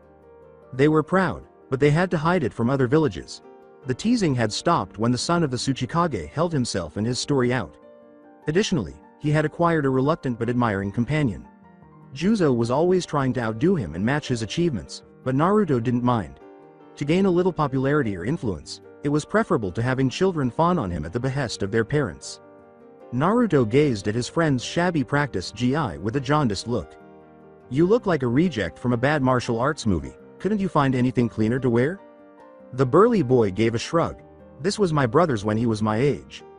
"So you're going in there dressed as him? The girl's costume sleepover is next week at Kaori's house, not tonight. You can impress her friends then. All you're gonna do today, looking like that, is piss the examiners off."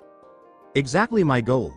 As Kantaro did with him, Naruto let out a sigh and slowly shook his head. "The only way you're ever going to be allowed out of the Earth Country to find Hirobu is if you're Anbu, one of the elders most trusted. Flunk the genin tests, you'll never even get out of the village." With Naruto and Kaori following, Juzo levered himself out of the doorway and headed out into the street, heading for the academy. "So what? If I don't get to go find him, you're gonna be next in line to get the job." Naruto complained. "Pal, you don't want that to happen." "Now what are you babbling about?" Kaori clarified, always willing to scold the third of the three. "Naruto defends you and hangs out with you because you're innocent. You and your parents never committed any crime. But however you look at it, Hirobu did. He didn't get kidnapped, he left on his own. If Naruto or any other ninja gets assigned to hunt him, they'll be ordered to kill him. If you want him to get a second chance, you'll have to do it yourself." Gazing intently into Juzo's eyes, Naruto hoped his friend would comprehend. "Acting like a jackass won't make anybody trust you, man. Swallow a little pride, be a gentleman about the backbiting, and you'll sail through. We've done too much training not to get through this now. Easy for you to say, Mr. I'm the Tsuchikage's son." Exasperated, the blond boy raised his hands. "You kidding me? Between Shira, my dad, and Gramps, my tests are going to be the hardest of anybody's. If I get through it without getting myself dirty, banged up and wasted again, it'll be a miracle. Gluttons for punishment, aren't we?" As Juzo growled their unofficial motto, Naruto and Kaori smiled. "Better believe it. All right, you little imps. Who's got the guts to take on the genin tests first?" Shira's father, Aguchi Magoichi, was the principal of the Hidden Stones Academy, no doubt the ideal position for him. The elderly man resembled the rocks that encircled the village in every way. Over the years, his grizzled, battle-scarred face had been the target of numerous jokes and pieces of graffiti, to which Magoichi had retorted with numerous insults of his own. The old man was beaten to the punch by Naruto, Kaori, and Juzo, who were all well aware of his habits. Well, if it isn't the heir, the turncoat and nature girl. Figures you three would try and upstage me, again." Juzo was about to respond when he was interrupted by Naruto and Kaori's elbows piercing his side. It was Kaori who spoke instead. "Can we all act like normal people one day out of the year?" Magoichi let out a theatrical sigh. "Kids these days dish out the insults, but y'all can't take him." The old man's typical response caused Naruto to roll his eyes. Since he was 6 years old, they had been playing this game together. "You oughta put all that energy into making up the tests, principal. Wouldn't want everybody to sail through genin qualifying. How would you look?" "Better than you, as always." "Principal," Naruto rasped, "I told you your bathroom mirror was warped. You never fixed it." "Pshaw. Just for that, you're taking the first turn at the testing area. Show your classmates how it's done." Magoichi pushed Naruto in the direction of the academy testing grounds, and Naruto shrugged. "Like you weren't planning on putting me first up anyway, to show him you ratcheted up the test this year. How well you know me, my tiny nemesis. Less theatrics, more testing. Let's get this over with."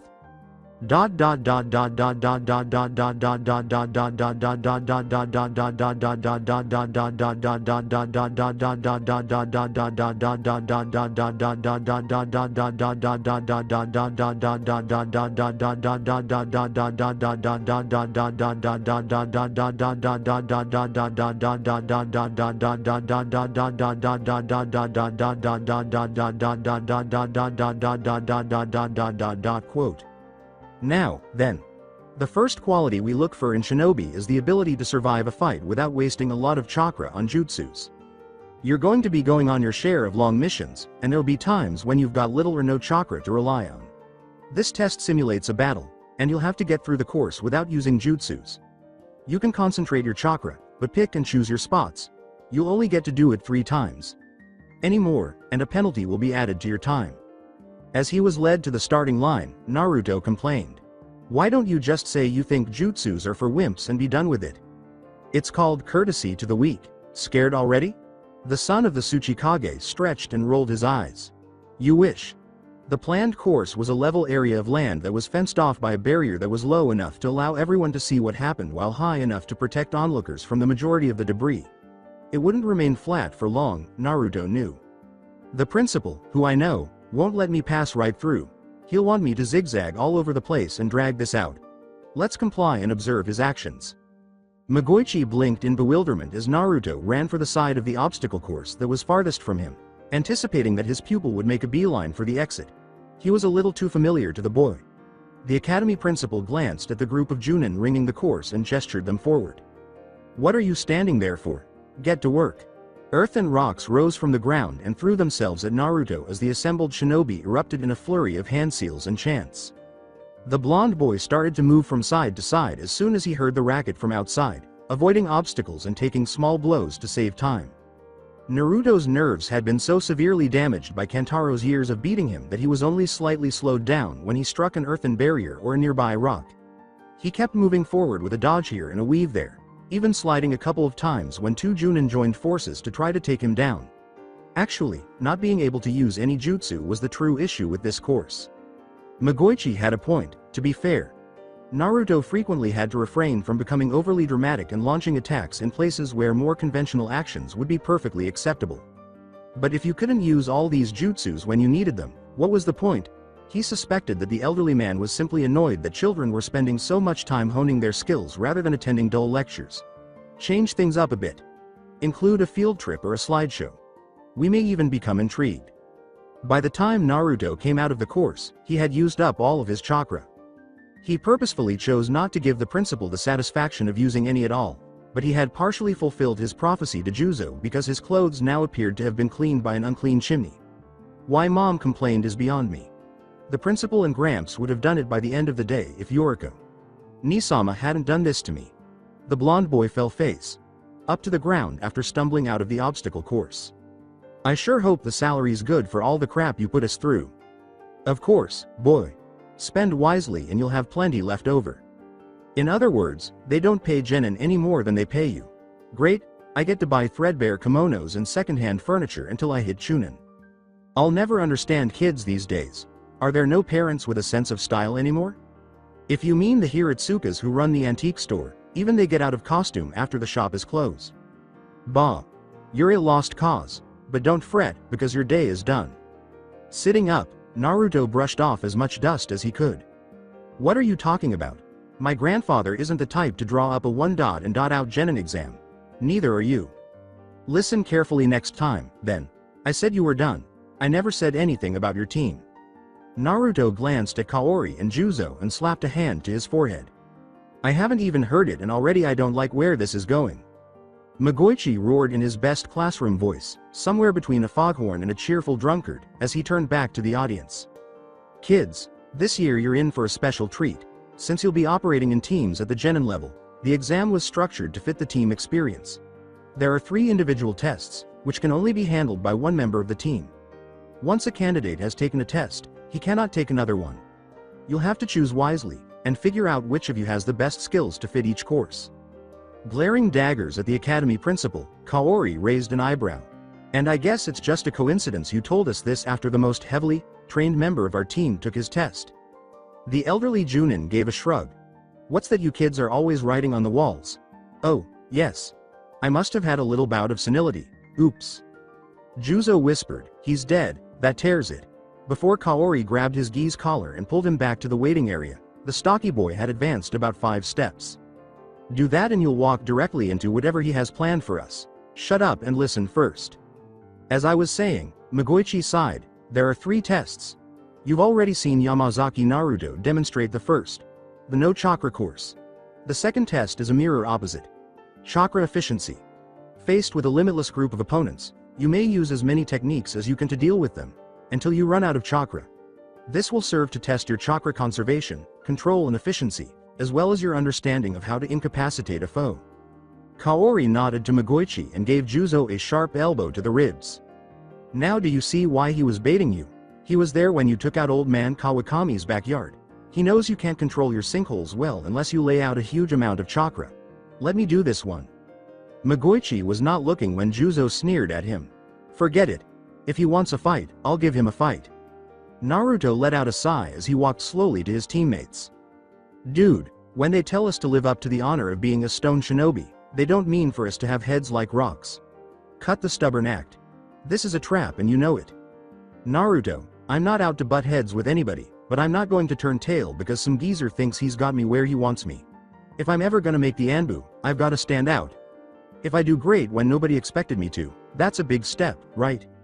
The son of the Tsuchikage shrugged his shoulders and glanced at his fiancée.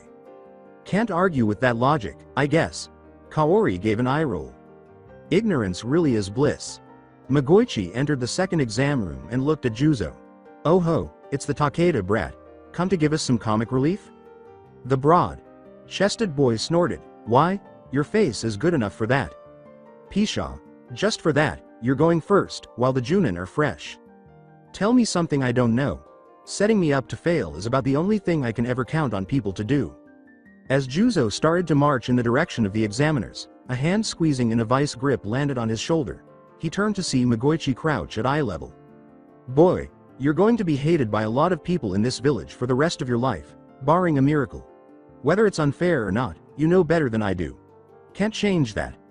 I do know that this exam is going to be fair to everyone who takes part. Even you. I'd not be principal if I couldn't even exercise that much control over who becomes a shinobi. Do your best, and if you've got the talent, you'll pass. Juzo whispered, what's with the insults if that's true? Magoichi smiled toothily and got back up. Fair does not always equal nice. Gee, you're such a comforting presence. If you want comfort, go cuddle up with your mother. I'm here to test you. Well, you're testing my patience, so I guess you're doing a great job. Patience isn't the goal here. Get cracking and show some efficiency. Taking out all comers is what you do best, is it not? I thought you were a lost cause, but now, the younger ninja side, you're actually right about something. Juzo moved away from Magoichi and surveyed the second test area. The terrain was level, which would greatly facilitate the effectiveness of his sinkhole methods. When the elderly man stated that the tests aren't biased against us, he wasn't joking. He was still going to have trouble getting through here. Despite his tendency toward stubbornness, Juzo was well aware of his limitations and shortcomings. Old man Kawakami could attest that his chakra had never been very effective. He either did nothing at all or he released it all at once in a single, massive outburst. Therefore, Juzo would not be concerned with the second test in terms of his endurance. He would run out of chakra after 4 or 5 large sinkholes, or maybe 12 to 15 smaller ones. Thus, the objective is to eliminate as many men as possible in a single blow. They would simply avoid them if they had the efficiency to hunt 1 or 2 in a group. Begin. Time was not a luxury for Takeda Juzo. Magoichi's hands began to move in unison as soon as he gave the order. Doden. Tako Suchi no Jutsu, Earth Element, Porous Earth Technique. To his right, a Chunin thought Juzo was aiming at someone else, so he slammed nonchalantly to the bottom of a rapidly widening crater, letting earth fall on him. The Chunin remained down to mimic a proper burial, and the stocky boy allowed the dirt to fall loosely around the fallen shinobi because it wasn't actual combat. If only they would all fall so quickly. Juzo didn't have to see his target to take it down. The secret was out. He was naturally able to sense pressure on the ground within a certain radius thanks to the porous earth technique. He had trained himself to sense pressure out to roughly 50 feet. He could create a hole beneath it, gradually enlarging it, and then observe as the earth fell in on itself if he sensed anything. Now, whenever he even gestured toward the ground, the remaining Chunin and Junin grouped against him would be on their toes. A change of plans was long overdue. Who's next? 3 other Chunin in the vicinity had to dodge as well after one opponent appeared to jump and just missed a huge hole that appeared beneath him. Juzo moved quickly as well, dodging the kunai and shuriken that were now flying in his direction. At least 10 shinobi were still unburied, according to a quick lookup, and a larger group was waiting outside the test area, ready to join at any moment.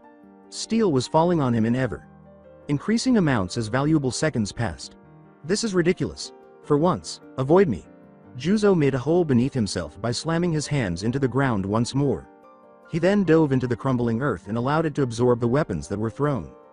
There was a brief period of silence while the Chunin and Junin searched the area for the Takeda boy's next appearance. He didn't prolong their search. As the stocky boy climbed out of a tunnel he had dug for himself, one long-haired Junin jumped out of the way of a kunai fastened to Juzo's right hand. Yes, exactly. The lack of air down there must have really gotten to you if you believed that would work. Come on, I can't be the one doing all the work. That produced the intended result.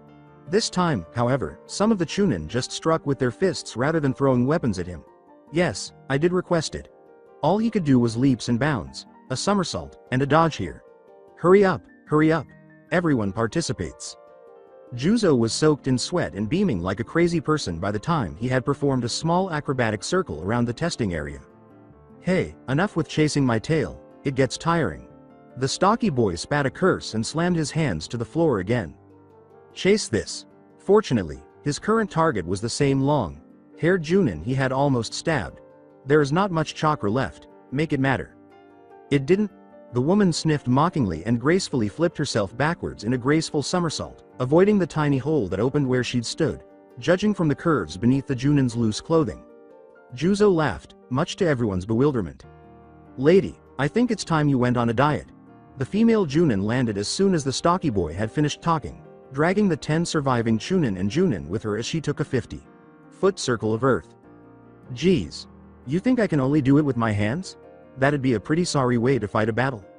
He would have said more, but Juzo was out of chakra and instead fell to the ground like a fallen tree. 11 knocked out, in 3.5 minutes. Well, it's not like we have exacting standards. Consider stage 2 passed. That just leaves you, Kaori. Up to it. The kimono-clad girl let out a sigh. It's not like there's anyone else left to handle it. Stop trying to be all protective and just tell me what I have to do. We of the Hidden Stone Village do not start wars or fights with other villages, though we finish them if they begin. As a consequence of our lack of aggression, however, the number of missions available to us is less than that of other villages. Ishida Kaori felt terrible about asking the principal for advice. That had just put half the audience to sleep and put him into lecture mode. Can we get on with it? You have no idea how much this kimono itches. Stone shinobi are hired because we can often accomplish things with style, grace, and silence. Of course, we have our share of destructive attacks, but those are only used when necessary, unlike some other villages I could name. Clients come to us when only the best will do and no attention can be drawn to the objective at all. No respect. I get no respect from you brats. All right, since someone is being a baby about it. Thus, style and grace will be the third and last test. A group of Chunin and Junin will attack you, and you will be asked to deal with them as swiftly, tactfully, and quietly as you can. Those of you who have a propensity to yell battle cries or run your mouths should probably let your more mature teammates handle this one. The third area, the biggest yet, was surrounded by trees rather than rope or cloth, and Kaori entered it without a word. She slipped out of the top of her kimono to reveal a plain black t-shirt with the Stone's Enbu Squad's motto, "Death is just another obstacle." To be Naruto's wife meant she would have to be much more than just another shinobi, and the second youngest Ishida daughter had never wanted to be famous. She would much rather have been a normal shinobi. However, that goal was not even achievable at this time, not while she was engaged to a boy who carried the expectations of an entire village on his shoulders, and a legacy so dark he never spoke of it outside of his most fevered nightmares.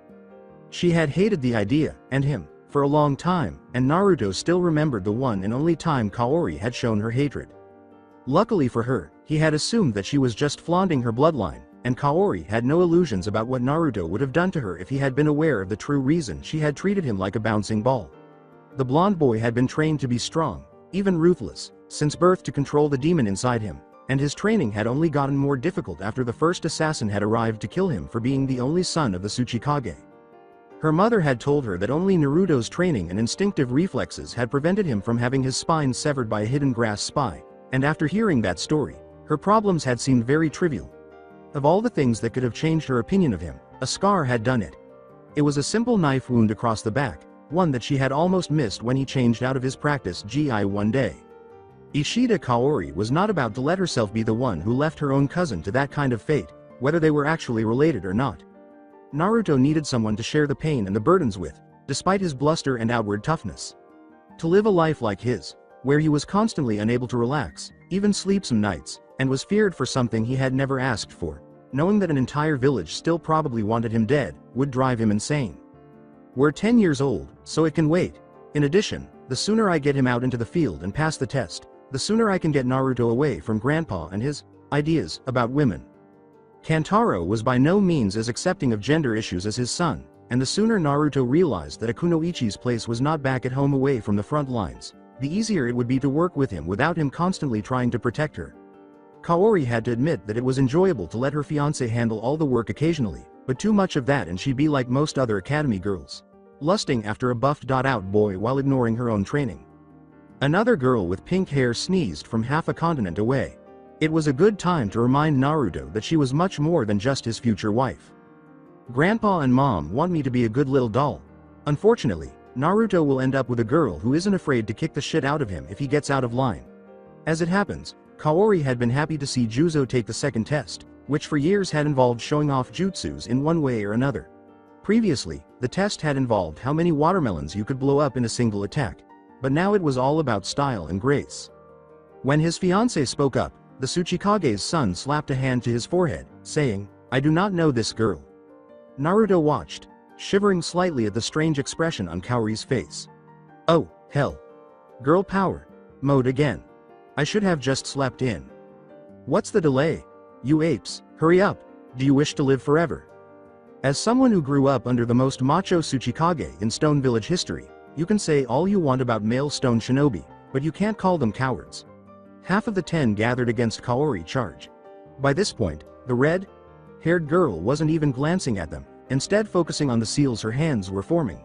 When she finished, the smile on her face would have scared the living daylights out of any sane assailant. Hijutsu. Onmyo Tenka, Yin. Yang inversion secret technique. The redhead was the center of a zone where she controlled any or all of the forces of gravity, light, and temperature. It was almost as if she was standing in the middle of a yin yang diagram with a small hole cut out of the middle. To most observers, nothing particularly noteworthy was happening, but Naruto and Juzo knew better, having seen enough of Kaori's training to know that chakra was now flowing both towards and away from her. When 3 of the attacking Chunin and Junin bounded 20 feet into the air while running, it was evident how much of a surprise they were.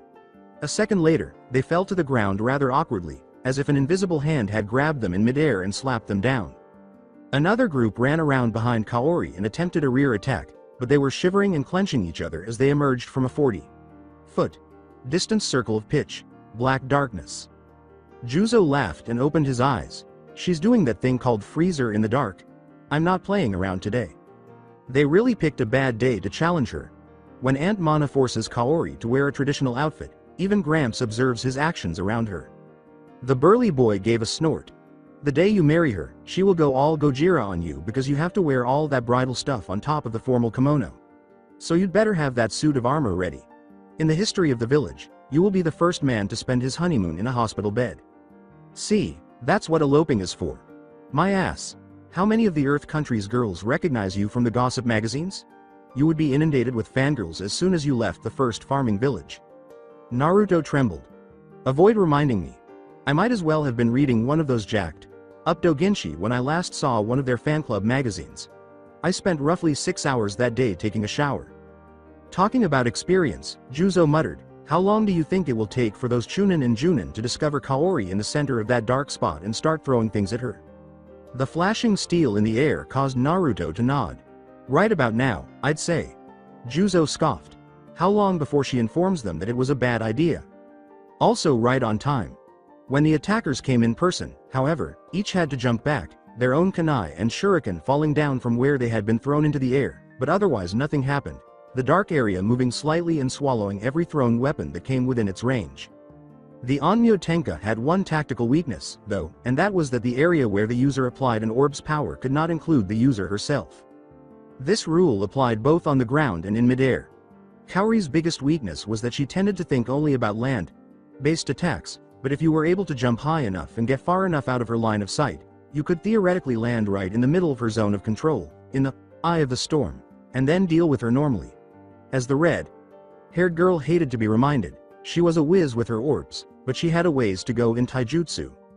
Even if I tried to warn her, they would just act as decoys and direct someone else to jump into the middle. If this doesn't teach her to think in all 3 dimensions, nothing will. Naruto gritted his teeth as one of the Junin farthest from Kaori gestured to another of the attackers in the language of the Anbu. A simple set of hand signals, to shift around and attack from behind. The first Junin was thrown back from Kaori, but he had done his job. His companion, speeding around behind, swept the red-haired girl's feet out from under her, and the darkness abruptly disappeared as the first Junin approached the center of Kaori's control zone, causing Naruto's fiancée to pivot and extend her control up instead of out.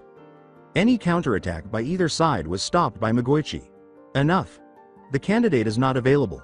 A decent effort, given that you were primarily neutralizing their attacks rather than attempting to cause fatal injuries. We don't expect perfection from genin, but he isn't flawless, particularly when it comes to his ignorance of aerial attacks. But you'd better spend your free time working on that if you want to advance any further. Yamazaki Naruto, Ishida Kaori, and Takeda Juzo. By the power vested in my rank as principal, I declare the three of you officially genin of the Hidden Stone Village. Report to the admin building on Mount Seijo to receive your sensei assignment. Naruto smiled as he glanced at Kaori and Juzo, who still appeared irritated by being knocked on her butt. Now that's what I like to hear, underscore. Hi, kitties. Guess who you drew? Naruto briefly obscured the Stone Village symbol on the metal plate of his new forehead protector by slapping a hand against it. There's a nasty sense of humor in whatever god is up there. The only full-time teacher he had ever had, aside from Kantaro, Shira, Daimaru, Mizuki, and Magoichi, his aunt Yuki, was his team's sensei.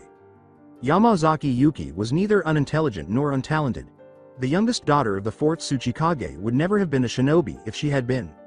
Her mouth was dirtier than a sailor's, and she was usually heard lamenting her non-existent love life, a result of all her other qualities. She was also stubborn, vindictive, and very good at holding grudges. It wouldn't have been unusual for Yuki to appear positively content, but Naruto knew that she had gone on a date the previous evening and returned far too early for anything significant to have occurred. Either she's acting, or she has a complex revenge plan in mind and believes it won't be discovered. Why so stoked, Aunt Yuki? You always said you hate being an authority figure. It's not every day I get a high-profile job teaching the three most famous graduates of your class. In fact, the council was so sure you would pass they already have a mission lined up for you. Naruto narrowed his eyes at his new sensei's expression, his suspicions skyrocketing. Bullshit. Genin are always permitted to return home and celebrate with their families. They are never given missions on their first day. Great. Grandpa Mugen, the third, established the custom during the height of the war in order to bring some happiness amidst the sadness. She's undoubtedly planning something.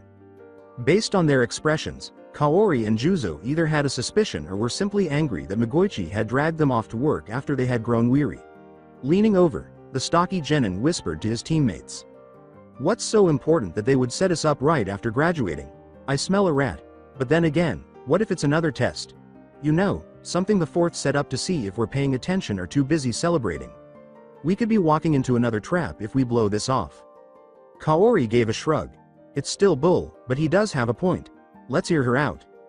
Good girl. Now come closer, because missions aren't the kind of thing to be spread far and wide, you know.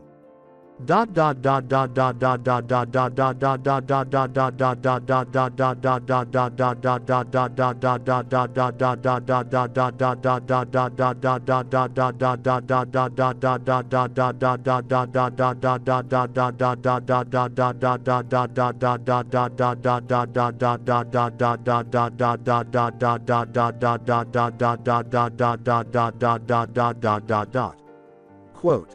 Are we completely satisfied now that this so-called mission is BS? Naruto hefted a raw egg from the boxes in front of the three kids while glaring at Juzo. Stupid missions are a fact of life in the village, we all know that. But let's go over Yuki's little spiel. Some eccentric who just happens to want to decorate his house in egg and toilet paper, and he wants it done now. Please, are we that gullible?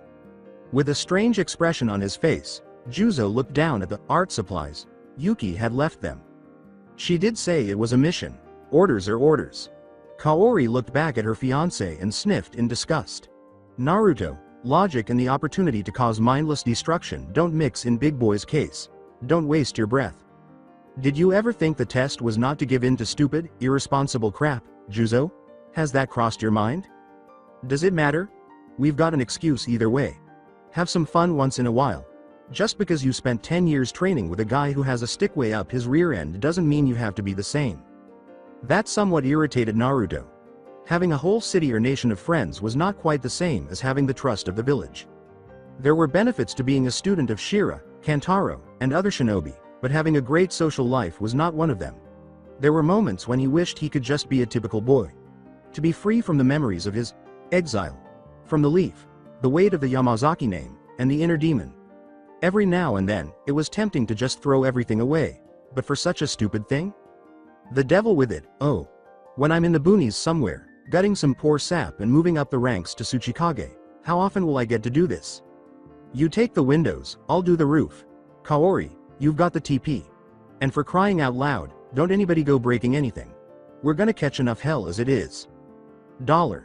Yamazaki Naruto briefly looked into his father's eyes, or as much of them as he could see through his office's peaked hat, before averting his eyes. It wouldn't make matters worse. For the first time since the Stone Internal MPs had brought the four of them to his office, Daimaru took a long moment to look at Naruto, Kaori, Juzo, and Yuki through steepled fingers before he spoke. The three of you wait outside. I'll deal with you later. Daimaru turned back to his younger sister after the kids had filed out, and she was taken aback by the absence of rage in his eyes. You could have come to me if you were upset at how Gomon treated you, Yuki. No one in particular was cursed by the raven-haired Kunoichi. I'm a grown woman, Sama. I don't need you to fight my battles for me. Daimaru's voice was still gentle, but this time it had a hint of death, if not outright hatred. Yet you seem to have no problems tricking three gullible children into doing just that and luring Gomon out so you could pelt his crotch with rocks for standing you up last night. The fifth Tsuchikage silenced his sister before she could reply by raising a hand. Don't argue with me. You know damn well they all have a reason for wanting to obey orders and prove themselves. Your nephew has an entire village looking at his every move. Your niece is trying to be worthy of handling the most orbs any Ishida's ever used at one time, and the Takeda boy is shooting for the Anbu. All of them had a valid excuse to believe they were being tested on their ability to follow orders. Not that it'll exempt them from punishment. You knew that, and you played all three of them like pawns on a chessboard. Despite flushing, Yuki remained silent and did not respond abruptly. If you wanted to get revenge, fine. I have no problems with that. But cloaking it as an official mission, and using your own students as accomplices is well over any acceptable line I could have drawn for you. Fine, mumbled Yamazaki Yuki. Just tell me what I'm getting hit with. Oh, don't give me that, snorted Daimaru. If I did this to anyone else, you'd be howling and rolling on the floor. Since you so successfully convinced the children they were on a real mission, it seems unfair not to pay them. But then we run into another problem. This was not official. There was no client. Other than you. Therefore, you will assume the responsibility for paying your team's salary for this mission.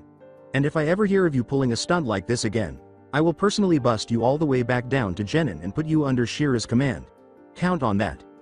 Are you done playing holier than thou? Quite. Get out of my sight and send the children in.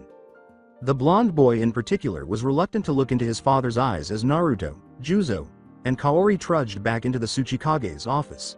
With a sigh, Daimaru reclined in his chair. Let me say this before I begin the lectures.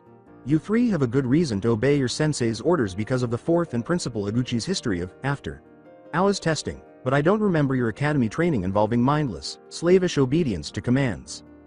The ability to think fast and make wise choices in even the most bizarre circumstances is a must for any competent shinobi. It is your responsibility to determine the potential rationale behind an order and take appropriate action if it seems illogical or nonsensical. You should have realized something wasn't right as soon as Yuki finished telling you what she wanted. Of the three, Juzo was the only one unrelated to the Tsuchikage, and he tried to respond. If you're going to point the finger at anyone, it's me, Tsuchikage. Sama.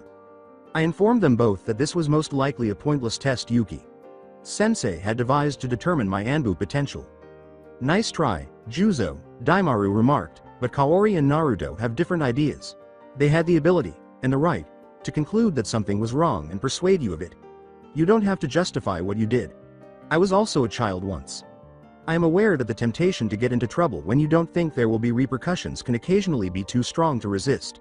There will still be repercussions, though.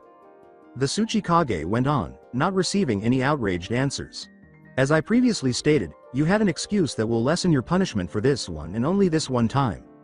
Clean up as much of the mess as you can tomorrow. Don't worry about missing out on anything. Yuki will take care of what you miss. But if you take it easy, you'll have to clean the whole bloody village. You get it?" The children's only response was a sullen, astonished mumbling, and Yamazaki Daimaru rolled his eyes and made shooing gestures with his hands. "That's a yes, in my opinion. All three of you return home and rest. Tomorrow is going to be a long day for you." After the kids had gone, the fifth Tsuchikage leaned back once more, his hands clasped behind his head, and let out a little laugh at the ridiculousness of the whole thing. "Kids. Yes, dear sister, that does include you. Come now, boy. You can't keep Naruto bottled up forever. He'll have to emerge into the greater spotlight eventually if he's to advance ranks." As they sat at his father's desk in the Tsuchikage's office, Yamazaki Daimaru scowled at him. The fifth was still nervous as he glanced down at the mission briefings on his desk, even though none of them were more important than a C-rank mission. "Father, don't make light of the situation. Up until now, Naruto's only been threatened by natural Earth country enemies or neighboring villages trying to deprive the clan of a male heir. When they discover Naruto's identity, the Leaf will come looking for him. I can protect him inside our borders, but I can't protect him against Leaf hunters or renegades on top of whatever resistance he'll encounter on outside missions." The Shield Wall, a massive mountain range that surrounded the Earth country on two sides and was completed by the sea to the north and west, contributed to the country's isolation from other nations, in part due to its own will. On maps, they were surrounded by an empty, neutral ring that sealed off several small hidden villages, including waterfall, rain, and grass, and kept them away from the wind and fire countries. Only a few easy-to defend trails could pass through the mountains, which posed a special challenge because they were so high and dangerous that they were nearly insurmountable. Only the boundaries of the Earth country, one of the 5 major nations, had remained constant throughout the great wars of the past. Invasion was just not possible. However, the Earth country found it difficult to establish supply lines outside of its natural defense barrier, making it difficult to conquer new territory. The majority of the remote, non-technological inhabitants of the Earth country could not have been more indifferent. It prevented polluting or corrupting influences from entering their country. However, considering the challenges of observing adversaries, information was crucial in the Stone Village, especially outside information. For a long time, sending out parties to spy on other hidden villages had been their only option. Naruto was discovered by the surveillance team Daimaru had dispatched to the Leaf during the Ninetales attack. Daimaru knew that adopting Naruto had cost him dearly, but he had never regretted it. The Leaf would simply forget his son's existence, but the Tsuchikage was not that naive. The leader of Stone Village had imposed strict controls on the flow of information into and out of his nation. Naruto's image would never have left Earth country if he hadn't turned into a genin.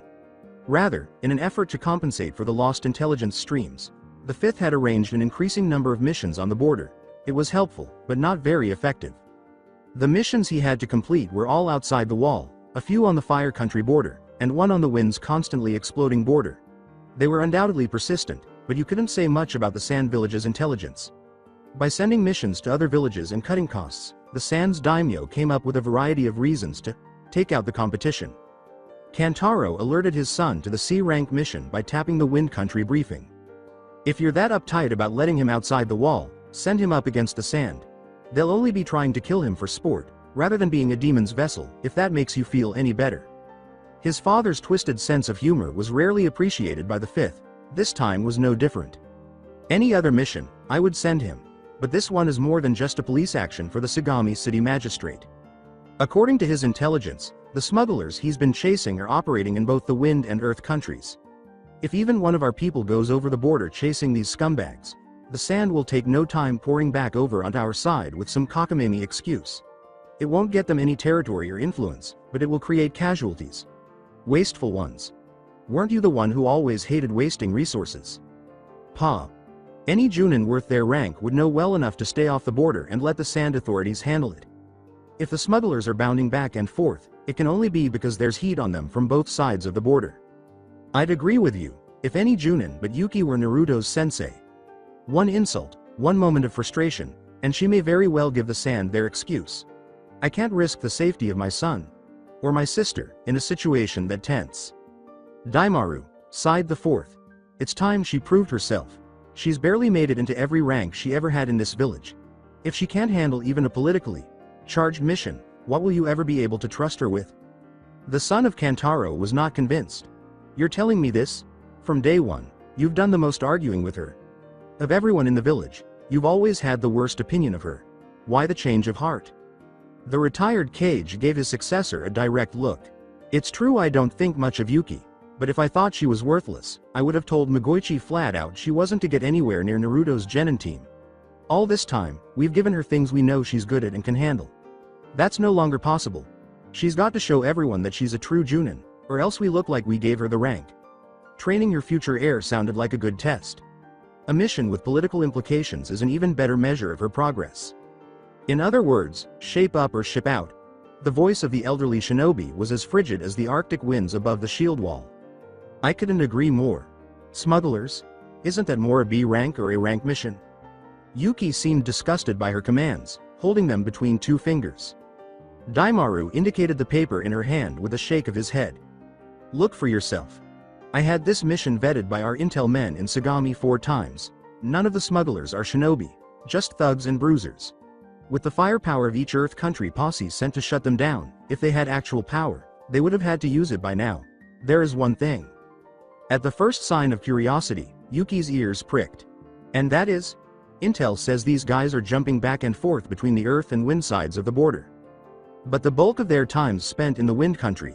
Only time they're seen on our side is when they actually have an operation to carry out. Doesn't make any damn sense. The Earth country throws its criminals in jail, but the Wind country, well, you're lucky if you even make it to a work camp or a cell. Most smugglers would be smart enough to flip it over and base themselves here. At least they'd survive if they were caught. What if they're just stupid adrenaline freaks? Then, the fifth replied with a shrug, I'm just being overcautious. But the whole thing stinks. That's why I'm giving you an additional order. Under no circumstances are you to cross the Earth. Wind border. Not physically, not with an attack, nothing. The same goes for Naruto, Kaori and Juzo. If the smugglers cross over, let the Wind country authorities handle them. Eventually they'll either give up or the wind will take them down. Either way, they can't complain about us invading their turf. I thought you said Sagami City wants these idiots taken care of. How do we do that if we can't finish them off? Daimaru had no intention of revealing any information. You're a smart woman, Yuki. You figure it out.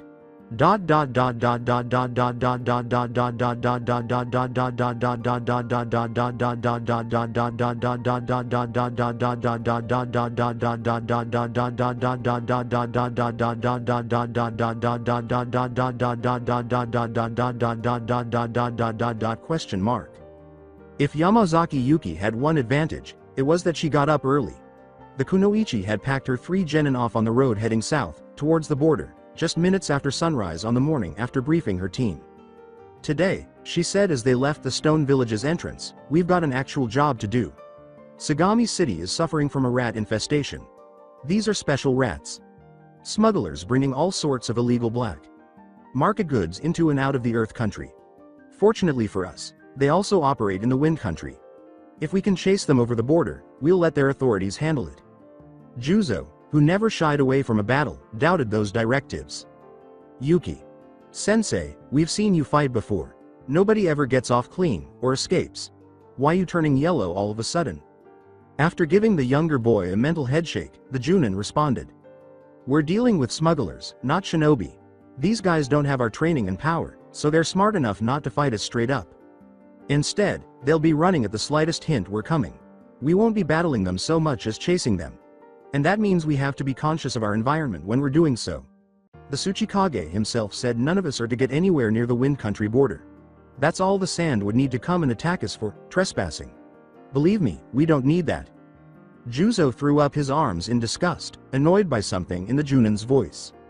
What's the big deal fighting the sand? They're a bunch of pussies that toss wind and fling sand. You ask me, they make Futaba, the drag queen pub bartender, look like the macho king of the world. Read up on your foreign villages studies more next time, then. These guys are nutcases with a capital N. Don't tell me you've never heard your parents or friends whisper the stories that go around. Kaori laughed. Oh, he's heard some. My older sister Kana, trusting soul that she is, told a story she once overheard from Daddy about a sand Junin slicing a man in half from 100 meters with nothing but a wave of his arm and a vacuum blade. Juzo heard it and fainted dead away. Must have blocked that memory out, huh? The Junin gave a snort. If that was all the rumors said, the sand wouldn't be any scarier than us. There's only one thing you need to know. Naruto's not the only kid of his kind. The Cage's youngest son holds the spirit of an old sand priest. Turned demon. Naruto's demon is there because someone put it there to save the Leaf Village. The Cage's boy? His demon was put in him on purpose, his own father's orders. They wanted a living weapon. That should tell you exactly what these freaks are capable of. Despite hearing the words, Naruto was unable to comprehend them. On purpose? What parent would voluntarily put their child through this kind of torture? The Cage's son was afflicted with a curse that was almost uncontrollable, if this sand demon was any indication of the Ninetales. Naruto had vowed never to succumb to his demon's savage tendencies and had never voluntarily done so. It was terrifying enough that he occasionally experienced nightmares that were flashbacks of all the things the fox demon had done over the ages. He sympathized with the other boy, but the son of the Tsuchikage was too dim to sympathize or befriend. Raising a living weapon was a surefire way to end up in trouble and going insane. Just trying to control the anger and demonic strength that occasionally erupted inside of him was enough to cause Naruto trouble. Who would have the audacity to try to fully embrace them? Could anyone? It was unsettling enough that the darkness that lurked inside him was curious to see what kind of power the other demon had in order to compare itself to the competition. Drop the bravado, Juzo. They're hardly weaklings. You remember what happened when that sand assassin attacked while you were at my house. Imagine that power in someone without any control at all, or even insane. That's a long way away from being a pussy. Juzo remembered, even though he desperately hoped he didn't. After knocking Kaori unconscious, the sand assassin attempted to stab Mizuki with multiple vacuum blades before Naruto suddenly became enraged and charged him. There wasn't enough of the body left to identify it by the time the 9-year-old had finished with his assailant. Before Kantaro soothed him, Naruto had a look on his face that was the epitome of evil. Along with a newspaper clipping about the incident, Daimaru had sent fragments of the assassin's remains to all of the nearby hidden villages, as well as some farther away. For apparent reasons, only the leaf had been left out. At the main gate, he had kept the skull and mounted it on a pike. Since then, Naruto had not been the target of any assassinations. The fifth didn't try to hide how little he tolerated those who did. Any foreign attacks on his son had been met with quick, precise, and sadistically cruel retaliation. Although it was rare for someone to offend a Yamazaki twice, there were enough fools in the world that the lesson had to be repeated. Juzo had never thought of anything worse than a Naruto possessed by a demon, which was understandable given the idea of someone even more vicious or cruel. The heavy-set boy gave a noticeable shudder. You had to remind me, didn't you? What? Yuki grumbled. You thought all shinobi are as easygoing and quick to make up as us. We're a special case. There's an entire mountain range defending us, and we don't steal enough clients away for any other hidden village to take notice. Not everyone has those advantages. You ask me, hanging out in the desert under the sun all the time has fried their brains. If nothing else, Naruto was sick of talking about insanity because he was afraid it would inspire the Ninetales. So what's the plan, if we've got one? Just waltz in and beat these smugglers down. The Sagami City Constable will brief us when we get there, Yuki stated, and he'll do what he can to help us out. For now, expect to do a stakeout or two before we move in. Gotta see just when and where they cross over onto our side of the border, so it can be sealed off or we can trap them in. And if they run? His aunt sighed, clearly weary of considering it. Play it by ear, she said. Best case scenario, we do force them over into the wind country, and make their cops put them away. And if they don't, every merchant who runs trade routes through this area will be quite interested to hear how the wind country condones smuggling. Pity that. Now enough talk. We've still got another day or two to go until we pass through the wall. The following. Human, you seem disturbed. I must be slithering. Normally, just thinking about me would make your knees tremble. Now, I find you afraid of another desert demon. Familiarity breeds contest. You will soon realize that this sand demon is nothing compared to my power. When he fell into a deep sleep at the gates of the Ninetales Seal, Naruto couldn't tell which was worse. The nightmares or the sporadic visits. Not due to any physical threat. That was handled by the seal. The fox demon's unbelievably annoying nature was the main reason. Decreased to bluster, incapable of damaging its vessel, it tried to ruin the human boy's dreams as much as it could with the little pleasure it had left. There was one thing it was correct about. Naruto had very little respect for the demon, but he was right to be afraid of its power over him. Big words.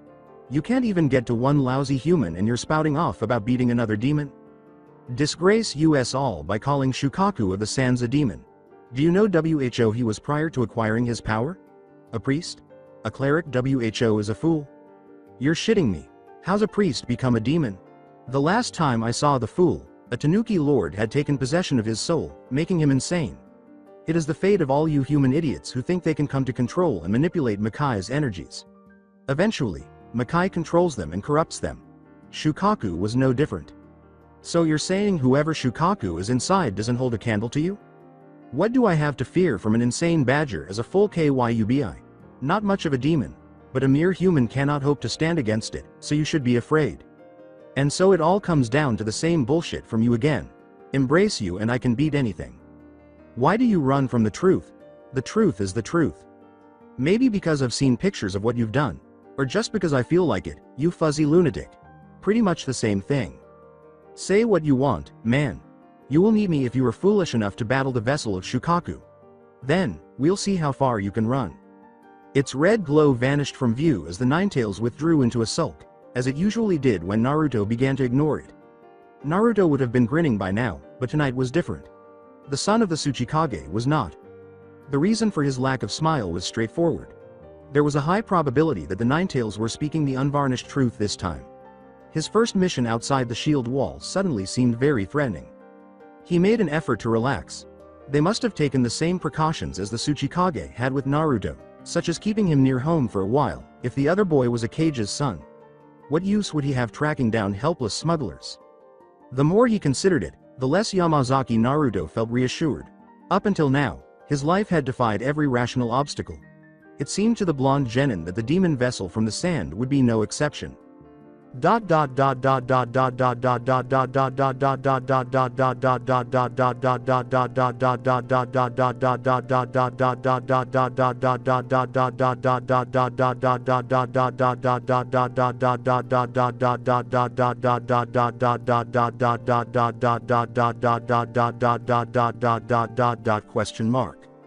Sagami City was just another Earth Country border city.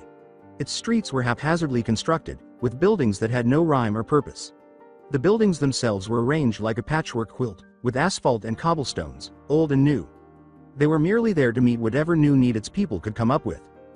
This was not the case for the enormous concrete wall that separated the city from a comparable community in the Wind Country on the opposite side. Standing more than 50 feet tall and topped with razor wire, its sole purpose was to prevent people from moving back and forth without authorization. However, that rationale was overshadowed by the constant flow of people passing through the two gates of the wall, which were spaced half a mile apart. As she watched, Yuki's eyebrow arched in annoyance. I can see why they needed some outside help with their border patrols. Yuki. Sensei, Kaori said with a poorly disguised scowl, don't you remember? Daimyo Kurosaka started an open-door policy 3 years ago when he took the throne, so the Earth Country wouldn't be so isolated. Most people still don't go past the wall, but new cultures slowly seeping in. Juzo winced. Guess there's something to that sand trap theory after all. Who'd bother to smuggle if all you have to do is walk through a hole in the wall? Naruto mumbled, we don't know that for certain. A lot of things are banned in the Wind Country. Anything above a bladed weapon, items that can be concealed easily to help prisoners escape, like small tools a visitor could smuggle in. They're not bringing stuff into our country, they're taking it out. With the contempt the wind has for the earth, no guard would bother searching someone who comes back over to their side. They don't think we have anything worth stealing or smuggling. What with normal Earth Country people's lack of technology? To them we might as well be ignorant hicks. Gazing at the crowd entering and exiting the gates, Yuki shook her head. Doesn't mesh. Most of our border city authorities wouldn't bat an eye at people taking tools or weapons out of the country. Earth Country doesn't produce anything along those lines you can't find elsewhere. If Sagami City wanted these clowns caught, it's because they're making it an entry point for something.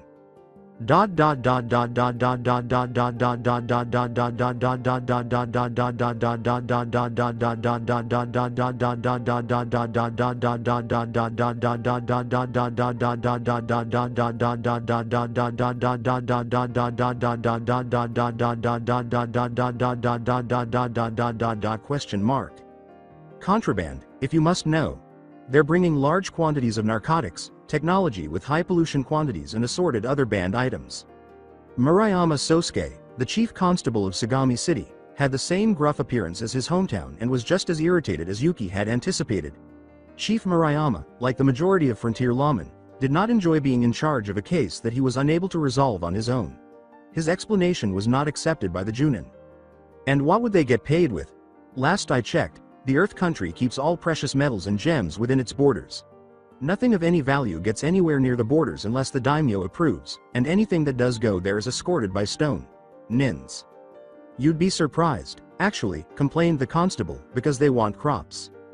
As if he had just grown 2 heads, the assembled shinobi gazed at Sosuke. Crops? He gave a shrug. Do you have any idea of the physical impossibility of growing food in the desert? Over the years, the Wind Country daimyos intentionally let a lot of their fields go fallow, to turn them into desert. It's their own version of the shield wall, only this wall has maybe 1 oasis every 100 square miles, and will bleach your bones to ivory in seconds if the vultures don't get to them first. Having to import so much food keeps people dependent on the daimyos for survival. Only they have the resources to do so. It's certainly cheaper than building prisons for dissenters. A curse was whispered under Yuki's breath. All right, food for drugs and bad tech. Let's assume that's their reason, even if it's completely unrealistic. How have they been operating? It's pretty simple. They find back alleys, taverns, basements. Even a couple of brothels and abandoned warehouses. Anywhere they can meet in secrecy. And the longer this has been going on, the more brazen they're getting. More stuff to sell, locations farther and farther away from the wall. Makes it easier to find their meetings, but each time, it's like they know we're coming.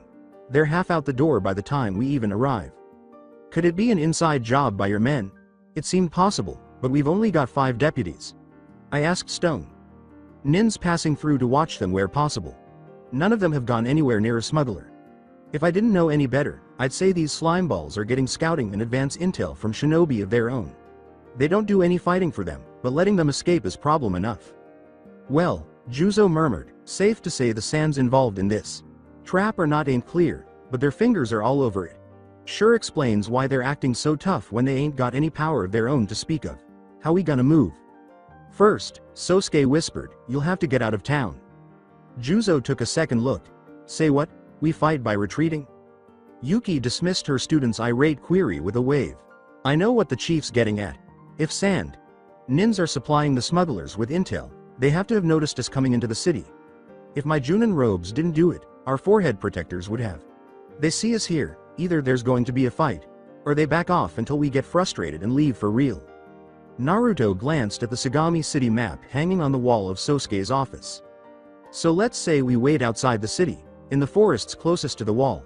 When the chief and his people find another black market sale going on, they'll flush the smugglers out. If nobody here's ever fought their hired help, that means the sand shinobi must be leaving the wind country ahead of the smugglers. If we're along their escape route, we could confirm they're working together. As she tapped the map, Kaori remarked, that's a lot of wall to cover, we'd have to split up to get it all. What happens if they notice us? Yuki dismissed their unidentified enemies with a wave of her hand. As soon as you can see who and what they are, back off. Once we know how they operate, we can shut the whole operation down. If we fight, they'll just change how they move. And if it really comes down to a fight, call the rest of the team in, and we'll fight them on this side of the border. Nothing like a direct solution to your problems. Naruto grimaced as he considered the possibility of yet another unfortunate turn of events directed directly at him. How did I know she was going to say that? Juzo's calling the wrong person yellow. You haven't looked this nervous since the day grandfather explained what an engagement really was.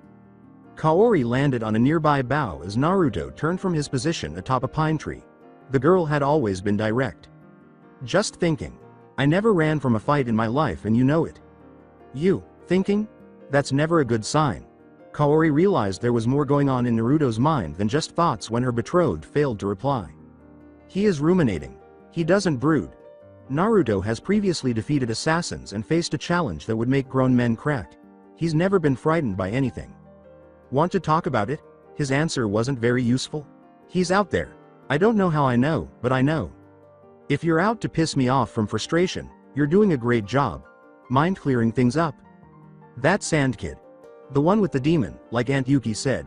He's in on this. I can feel it. Kaori shrugged, asking, so what? You can take him. It's not like his demon's any more powerful than yours. That's not the point. Then what is? Who gives a crap if his demon is more powerful than mine? I've never consciously used the Ninetales power, and I don't want to. What I'm worried about is if this kid is crazy enough or trained to use his demon's power. There was no change in his fiancé's expression. Then he's as insane as anyone who willingly lives in the middle of the desert. Don't tell me you actually think you and he have anything in common? As long as this thing is inside me, the chance is there. Kaori swore at Naruto, softly and fiercely, and he flinched. Bullshit. What now? You heard me. What makes you think you're anything like him? Did you forget what Aunt Yuki said? He's been raised as a weapon. His own father condemned him to his fate. Your parents saved you from the leaf. You know better than to use your demon. I doubt he does. You are not him. The blonde genin heard something and covered Kaori's mouth with her hand. Shut up. We'll talk later. Eyes burning, she yanked his hand away. You can't run from this, Naruto. I'm not, he whispered. Our sand-rat pals are coming this way, and unless you want to fight, we better keep quiet. This is a good chance to find out if your little nemesis is here. Naruto let out a sigh. I'll take my chances some other time. If he's here and he really does know how to use his demon, fighting him ourselves is suicide. When everyone knows their escape route, we'll all fight him. The son of the Tsuchikage placed one hand on the pine tree's trunk and used his free hand to perform a series of seals. Doden. Suisho Shuriken no Jutsu, Earth Element. Crystal Shuriken no Jutsu. Around Naruto's free hand, a glistening ball of energy started to form. It pulsed in time with his heartbeat, extracting minerals from the tree. Naruto finished his seals and then shaped the energy into a throwing star by forming a fist around it. He then threw the star at another tree nearby, breaking it into crystal dust. He swiftly changed into a pair of two-handed seals, removing his other hand from the tree trunk. Doden. Suisho Buenkyo, Earth Element, Crystal Telescope. Before the remnants of his shuriken hit the ground, the genin closed his left eye and concentrated on the moonlight, which filtered off all the crystal particles floating in the air and spread chakra outwards to see anything that might be reflected. Naruto took a few moments to orient himself before gesturing to Kaori to take notes. Looks like 4 sand nins, Junin and 3 genin, if their dress codes are anything like ours. 3 male, 1 female. Male Junin has a cloth covering half his face, maybe for the mission or to hide scars. Genin Kunoichi's blonde, with 4 pigtails. Other 2 male genin are younger. One has a wrapped bundle on his back and the other has a gourd. As he walked away, Kaori nudged her engaged. What? It's him. Him who? The sand demon. Not the kid with the wrapped bundle, the one with the gourd. You sound pretty sure. How do you figure that's him? I can't put it into words. It's a gut feeling. Took one look at his eyes and it chilled me down to the bone. They're empty. Completely dead, no trace of humanity. That says living weapon to me. Kaori activated her headset and connected to the frequencies of Yuki, Juzo, and Sosuke. Guys, I think we've got our shinobi, heading towards grid 207. Junin and 3 genin. Even odds. Unless you believe what Naruto's saying. Yuki answered right away, her movement revealed by the slight sound of brush motion in the background. What is it? He says one of the genin in the sand group is the kid you told us all about, the one whose father put a demon in him. With my luck, I wouldn't bet against it. Observe them as long as it's safe, but don't pursue. I want their route traced as closely as possible. Naruto said, don't worry, with gritted teeth. I'm not exactly in the mood to take him on. Not yet, anyway.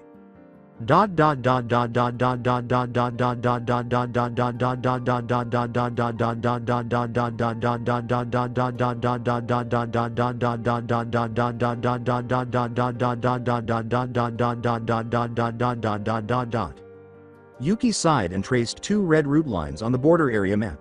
Okay, she said. We know they take different routes to escape. The shinobi head west, to where Naruto and Kaori were. Juzo and I caught the smugglers heading east in our direction. Probably to avoid just the scenario we want. Keep us from proving this is a sanctioned operation. Sosuke gave a headshake. I still don't like that theory. Why send the smugglers on a defined escape route without an escort, when they could give up the plan? Could be they've got suicide protocols, like poison capsules to swallow if captured or cornered. If the shinobi never get involved, nobody finds out there's more to the plan than mere smuggling. That leaves them free to set their trap all over again. For the first time in a long time, Juzo grunted. If they're separated in the first place, why even bother trying to capture these smugglers? Who said anything about capturing them? Now you've lost me. If we're chasing them, right on their heels, but there's open space in front of us, even a man with a suicide order would run rather than die. As long as we keep them busy dodging attacks and stay far enough away, they'll keep on running. All we have to do is direct them to where the sand shinobi cross the border. If they cross the sand, nins will have to deal with them. If they don't, I'm for slaughtering them as an object lesson to the sand. Naruto gave a snort. They're just pawns. You think the sand village would care if we kill them? I sincerely hope so. As he checked his weapon pouches, the son of the Tsuchikage shook his head. I don't know what to be more scared of, that sand demon kid or my aunt developing a taste for blood. Yuki growled, slamming a kunai into the map grid where the sand shinobi had been. You'll get your answer by the time this night is over, she said. Let's go teach these bastards what side of the border they belong on.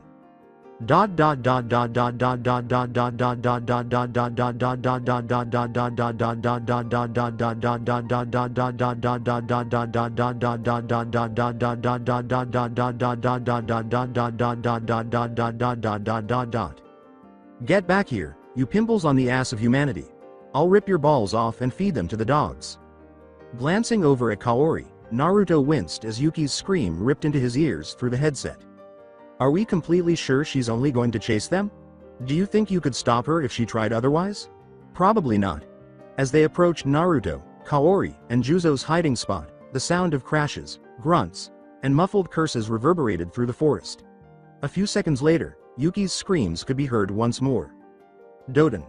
Honpo Saigenki, Earth Element, Rampant Rock Crusher.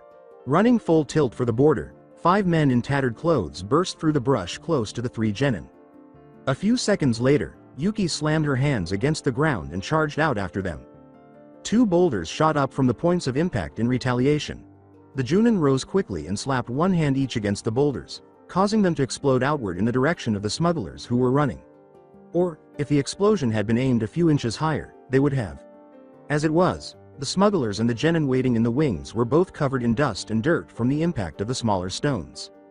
Juzo muttered, covering his face with one arm, I'd call this friendly fire, but that would be mistaking Yuki Sensei for nice.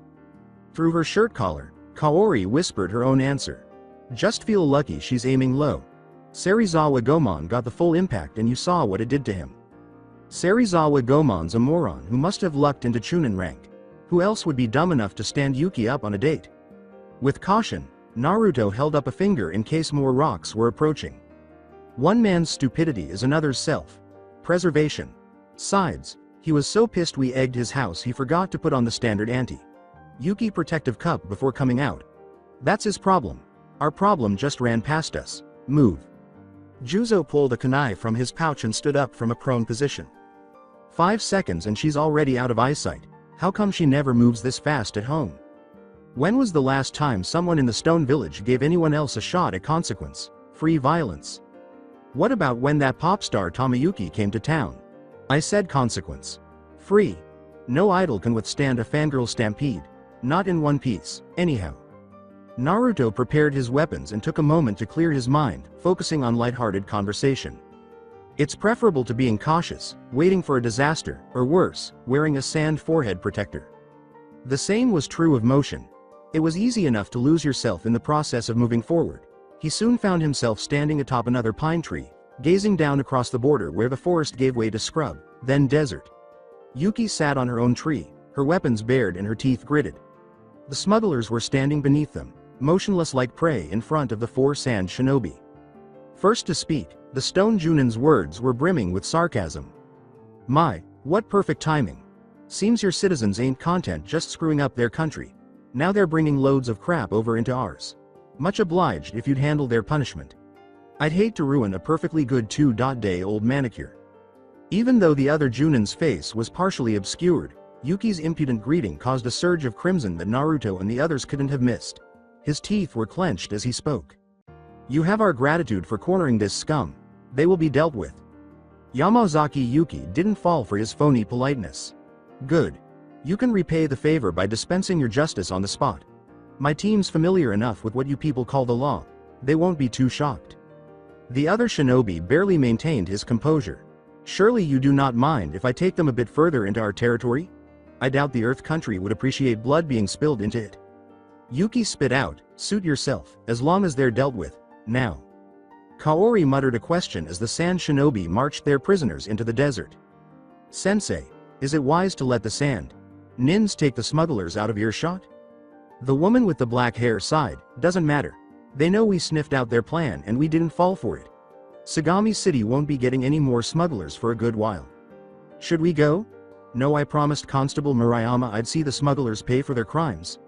I'll stay, but you're all free to go pack for home. Good job, everyone. Not bad for your first real mission. They all froze when they heard Naruto's oddly muted voice. I'm staying too. Kaori swore at him once more. What are you, suicidal?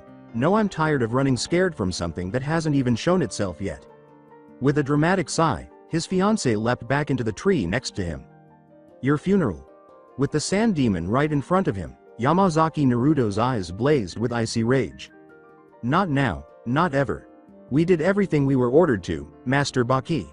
Baki of the Sands used a vicious backhand to cuff the smuggler leader. Never assign a human to perform a shinobi's duties. An excellent chance to destroy the peaceful stone village was lost due to fear, the most basic and irrational human emotion. Everything? Fool. Were you not told to keep the Earth Country from discovering our involvement? We thought we could escape. That other Junin never got within 200 feet of us. Baki grabbed the whining fool's shirt and yanked him upwards, lowering his face to the lackeys, ignoring the smell of nervous sweat and possibly urine. She could have killed you 6 different ways from 1,000 feet. She is a Junin of a hidden village.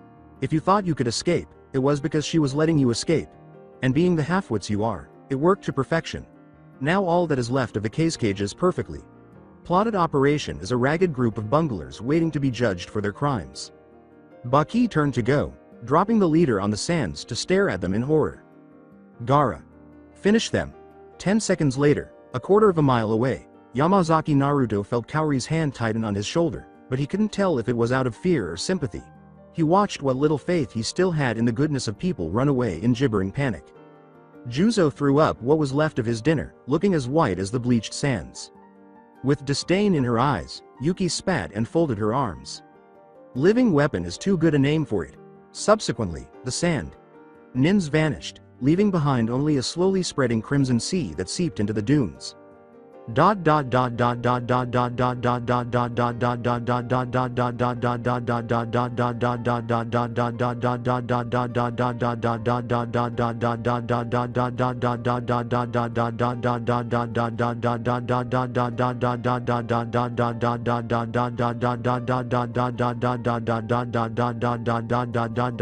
Quote.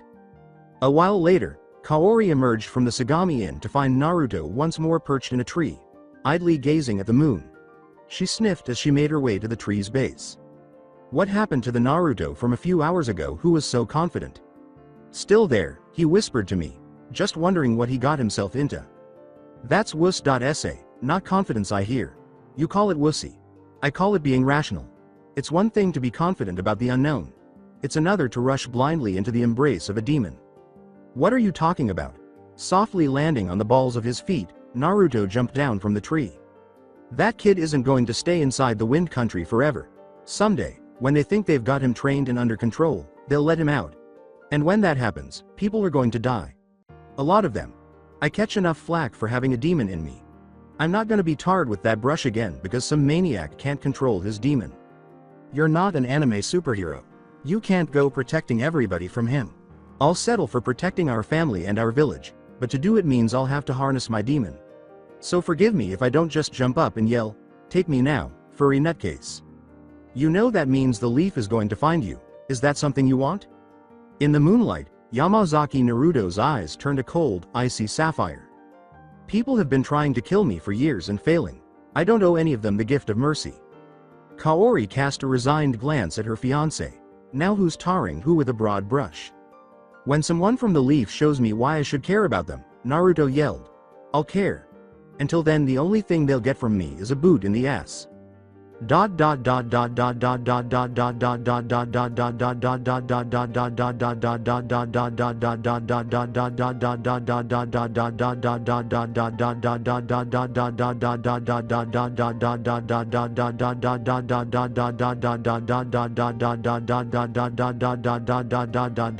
Question mark.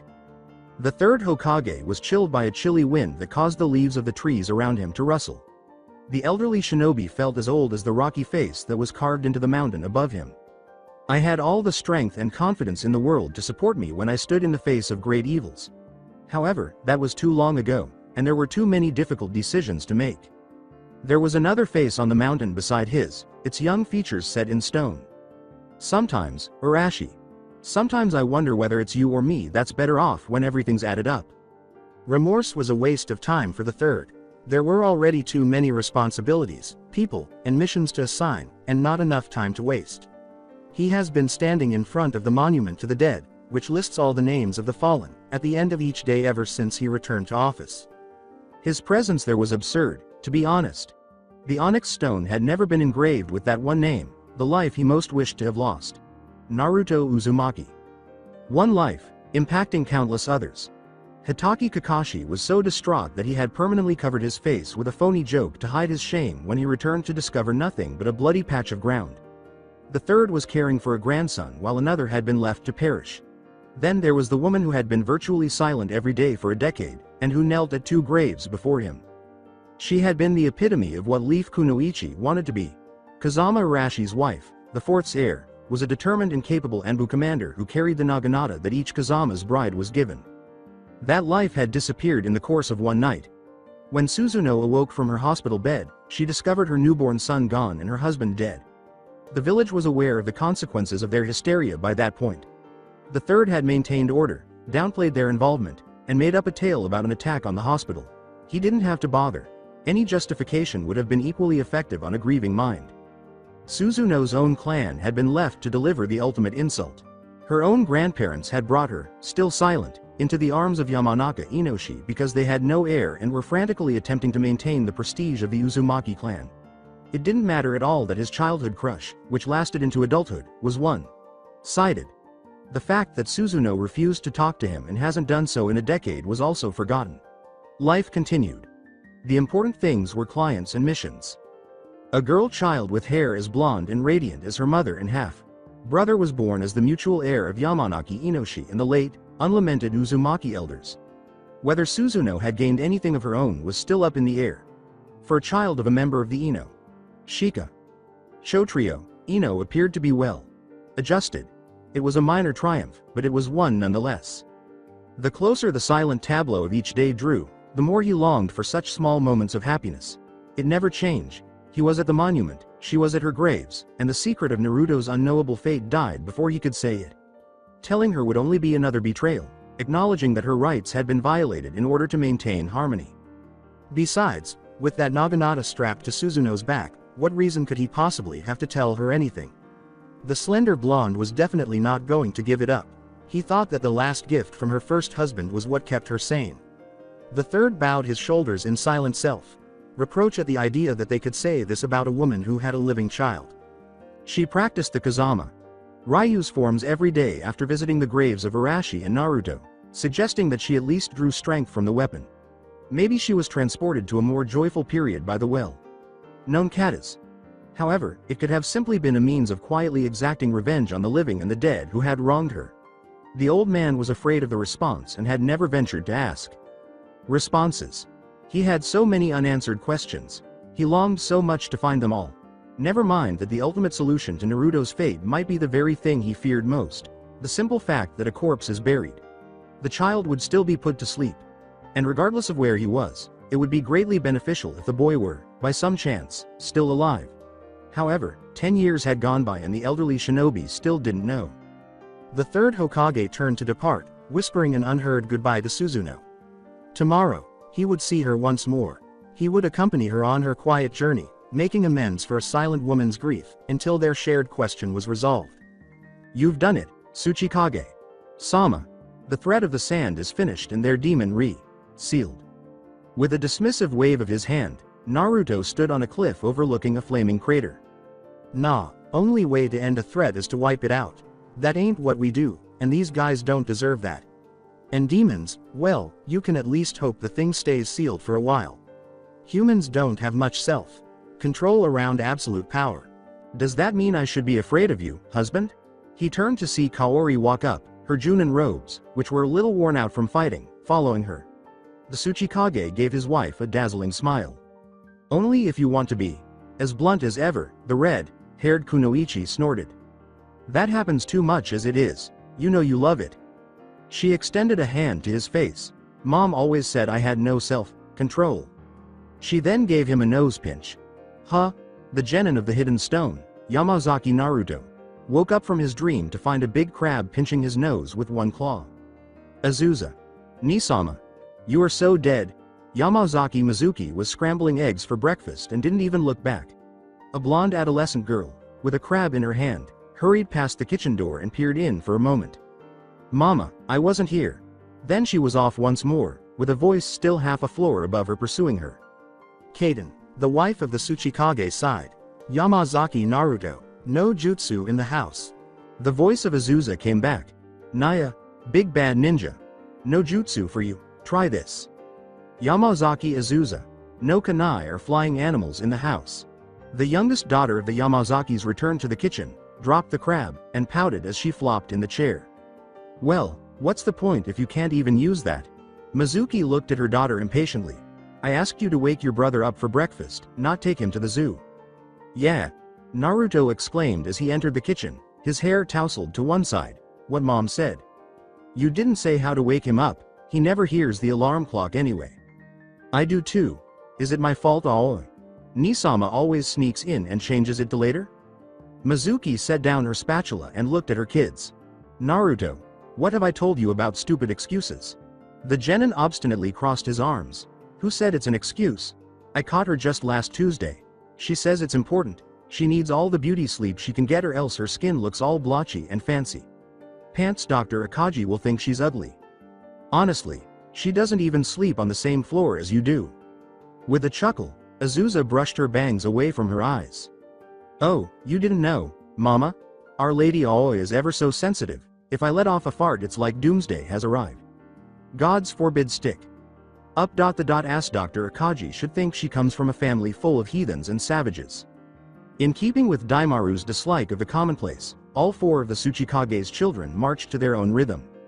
Yoriko, who was committed to the kunoichi craft, was the fighter. The eldest of fraternal twins, Aoi had a career in medicine and had been almost entirely feminine, sometimes to the chagrin of her mother. The younger twin, Azusa, had adopted a tomboy persona and worked as an animal trainer when she wasn't performing lower intensity shinobi tasks, seemingly to demonstrate that she wasn't a replica of her sister. Furthermore, Naruto was just Naruto. Mizuki pondered the consequences of bringing up kids in such a combative environment. Though there were still shinobi and people grew up more quickly, the stone was not nearly as warlike as other hidden villages. I'm sure it's just a phase. Pretty soon she'll have gone back to studying medical journals and telling us tales of her latest dissection. Azusa grabbed a piece of toast from the table and shrugged. All I know is, the age of consent in the Earth country's 15, and Aoi buys more bridal magazines than those old maids at the club trying to catch any man with too much booze in them. Mizuki returned to preparing breakfast after shaking her head. The law's age of consent may be 15, but your father's is more like 30. Her daughter gave an eye roll. If you ever need to find me, I'll be with the old maids. Theatrics won't get you anywhere, child. Naruto, finish up quick. Yuki told me your team has another mission to be assigned today. Great, moaned her son. More work at the compost pile. After breakfast, Naruto put on his forehead protector and left the house. The son of the Tsuchikage walked toward the exit in Stone Village headquarters, surveying his backyard. With one significant exception, the Yamazaki compound resembled any other large house in the village despite being larger than all of them. Daimaru had set up a miniature pond and river with, of all things, freshwater crabs in the center of the backyard, where any other home might have a pond with koi or other colorful fish for decorations.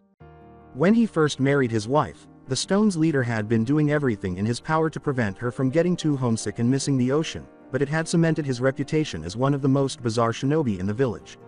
Kantaro told his son to simply buy a damned aquarium or something and be done with it because he didn't want to dig a channel to the sea with his bare hands.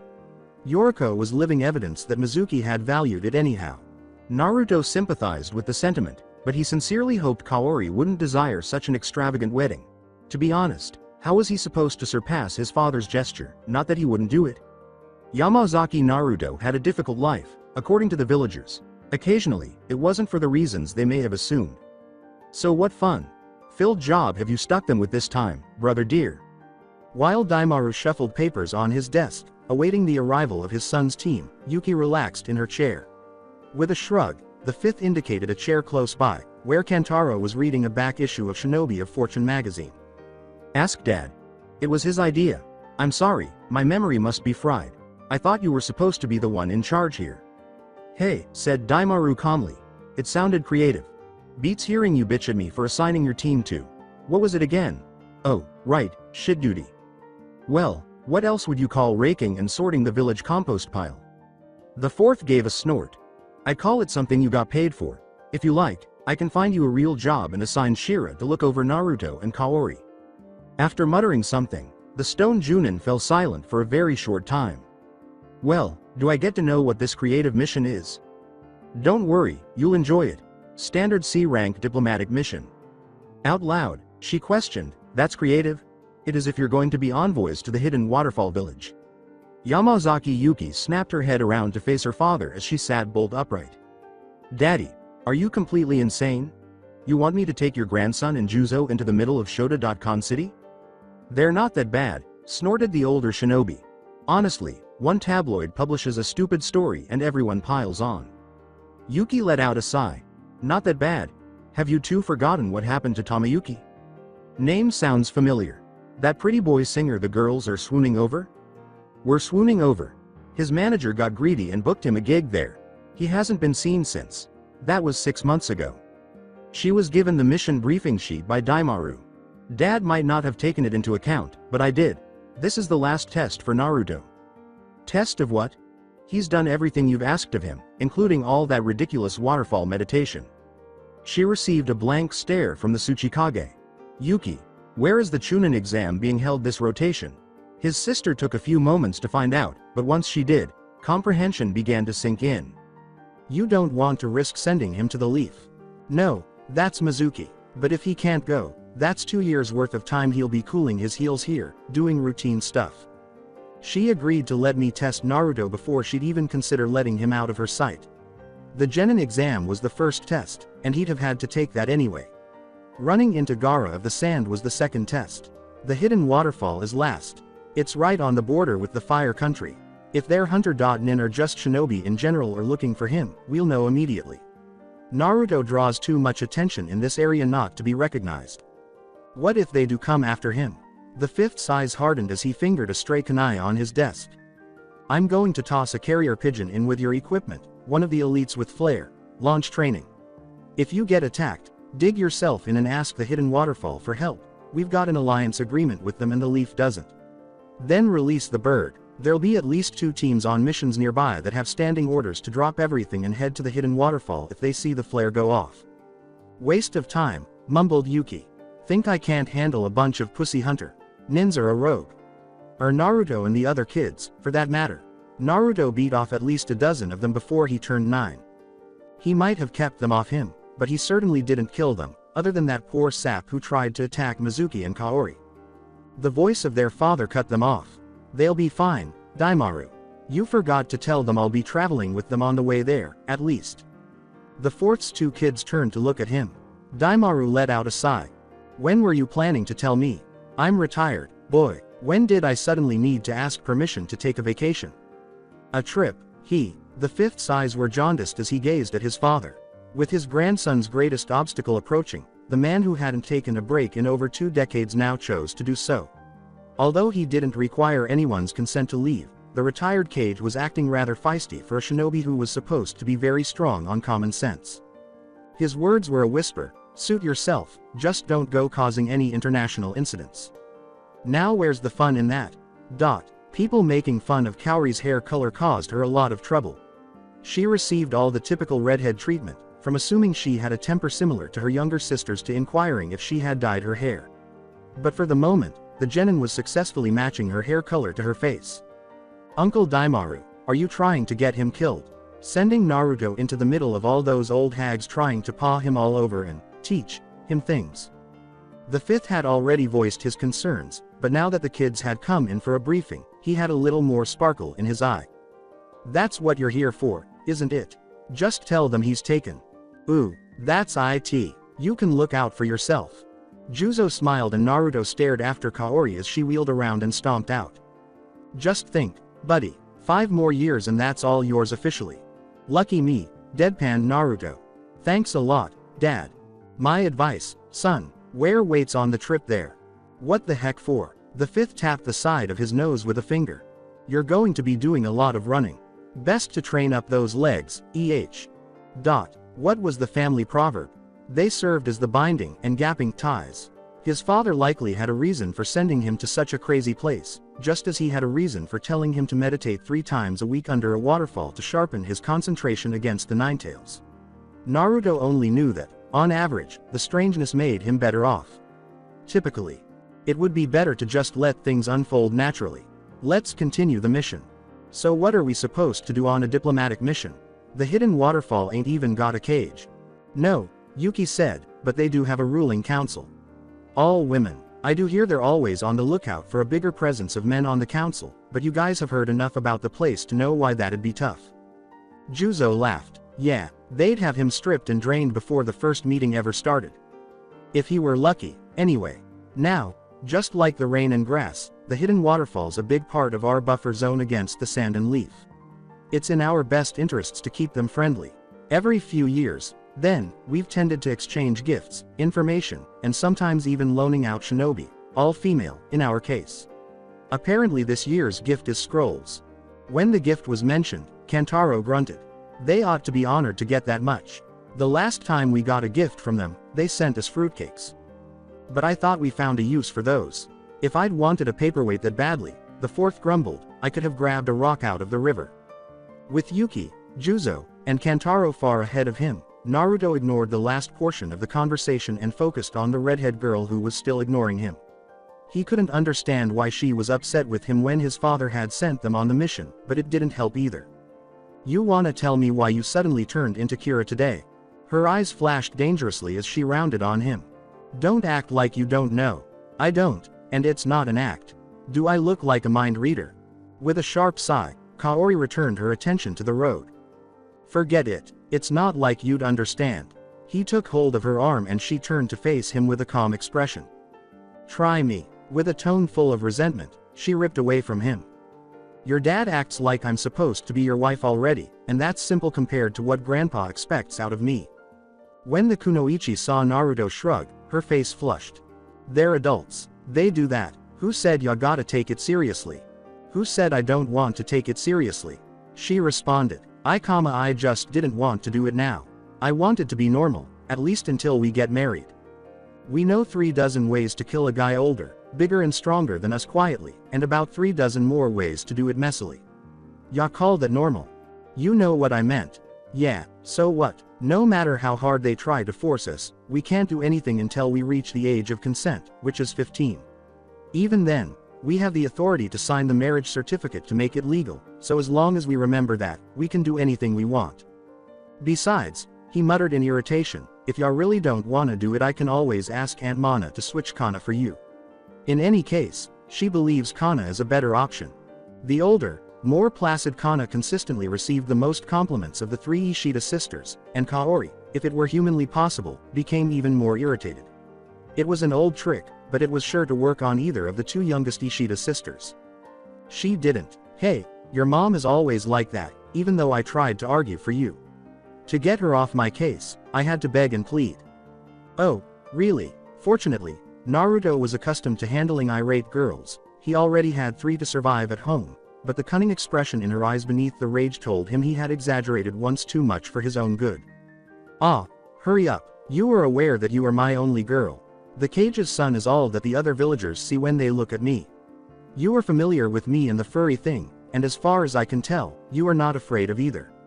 Do you want me to ruin that? If he had to choose between the truth and his own survival, he could live with feeling less macho for the time being. It was the truth, sappy as hell, something he would never have confessed under torture. No, however, neither for us nor for anyone else should it have to be this way. Although it shouldn't be, it is. It's better to live and work around something than to sit there wishing you had a magic wand that would make everything disappear. That is demonstrated by the fact that it is large, red, hairy, and has 9 tails. It was safe to speak again. She sniffed, but but her eyes were free of malice, for which he was deeply thankful. One day, that's going to stop working on me. I won't need to use it anymore, Yamazaki Naruto muttered. Daughter, please don't tell me you actually waste your time with that junk. The Junin returned to her reading, as casually as possible, and Yuki looked up from her copy of the most recent issue of Stone Snitch magazine to see her father giving her reading material the stink.eye. Really, Daddy, it's for a good reason. I'm keeping up with the case of Tamayuki. You mentioned that he hadn't been seen in 6 months, didn't you? Yes, but the suspects that could be holding him have been reduced by the snitch. They're down to 5 this month. I'm going to look into a few of them. There was nothing quite like exaggerating information when very little new information ever got into or out of the country. Daimaru's information lockdown in the Earth country had made tabloids much more rampant and uncontrollable, so Kantaro let out a very light groan and put his face in his hands. Yuki somehow managed to look offended by his reaction. Daddy, get off my back. Preserving attractiveness is a crucial matter. So is the protection of your nephew, last I checked. To be honest, if any of these elderly hags attempted to caress Naruto, Kaori would crush them into the size of a marble. Yes, snarled the retired Kage, totally defeating the point of a diplomatic mission. Yuki remarked, some things just weren't meant to be. Suddenly the idea of a vacation isn't sounding so good. Oh, Daddy, really? Stop. Who's to say Tamayuki wouldn't want to be saved even if I were to locate him? I've heard that waterfall girls are strong advocates. Do you still wish to miss the fun? Grunting a curse, Kantaro prepared to turn down a fork in the road while shouldering his bag. Daughter, they only like them when they're young. Thus, pay close attention to your team. Before I spend any more time with these harridans, I already have enough headaches to cope with. Yuki, one mistake. That's the only thing preventing Shira from replacing you at work. Before you start thinking about that musician of yours, I advise you to bear that in mind. Yuki was left to rage at her father's inability to comprehend the pop idol's power after the old shinobi vanished. Juzo was satisfied with muttering chuckles to himself. I almost forgot to ask, Aunt Yuki. In any case, what is the waterfall's gimmick? Well, aside from abducting singers and not having Kage. The Junin hesitated to respond to Naruto's question, continuing to scream obscenities at her father. What nonsense. The characteristic that sets them apart. For example, the mist has the 7 blades, the leaf has those enormous stone heads, and the sand is in the middle of the desert. The older Kunoichi waved a hand dismissively, saying, oh, that. From what I understand, the hidden waterfall has a few special features. They have this strange substance called hero water and are concealed behind a large waterfall, which is how they got their name. You can temporarily increase your chakra by 10 times or more by drinking the stuff. Juzo just swigged some water from his canteen and spat it out. There's still a minor hidden village with a trump card like that. Their sensei chuckled, it's not much of a trump card if it kills you. What do you say? You overtax your body, your chakra is elevated to superhuman levels, and a few hours later, you're pushing up daisies. Do you think the name Hero Water is arbitrary? Okay, plenty of invaders have discovered the cause. Now that I think about it, perhaps that is the reason they don't have a cage. No one wants to be forced to consume that stuff. Sure, Juzo replied, no point being a hero if ya can't enjoy the rewards. At that, Naruto rolled his eyes. Boy, are you the self-sacrificing type? No one will bring my brother back if I die. Back at the exam, you told me enough about yourself, and I told you what I was going to do. That's the way it is until that occurs. Take care of yourself. However, you might not have a choice one day. Then try not to second guess yourself, will you? A second opinion. You know me, so come on. Slowly, Naruto shook his head. Why do you suppose I inquired? Kaori took a whiff. Let him be the martyr, please. He already does it enough. The question is more significant. What does the waterfall drink if this stuff is in the water? Is it our only option until this mission is finished? Yuki snorted. Stop the hysterics.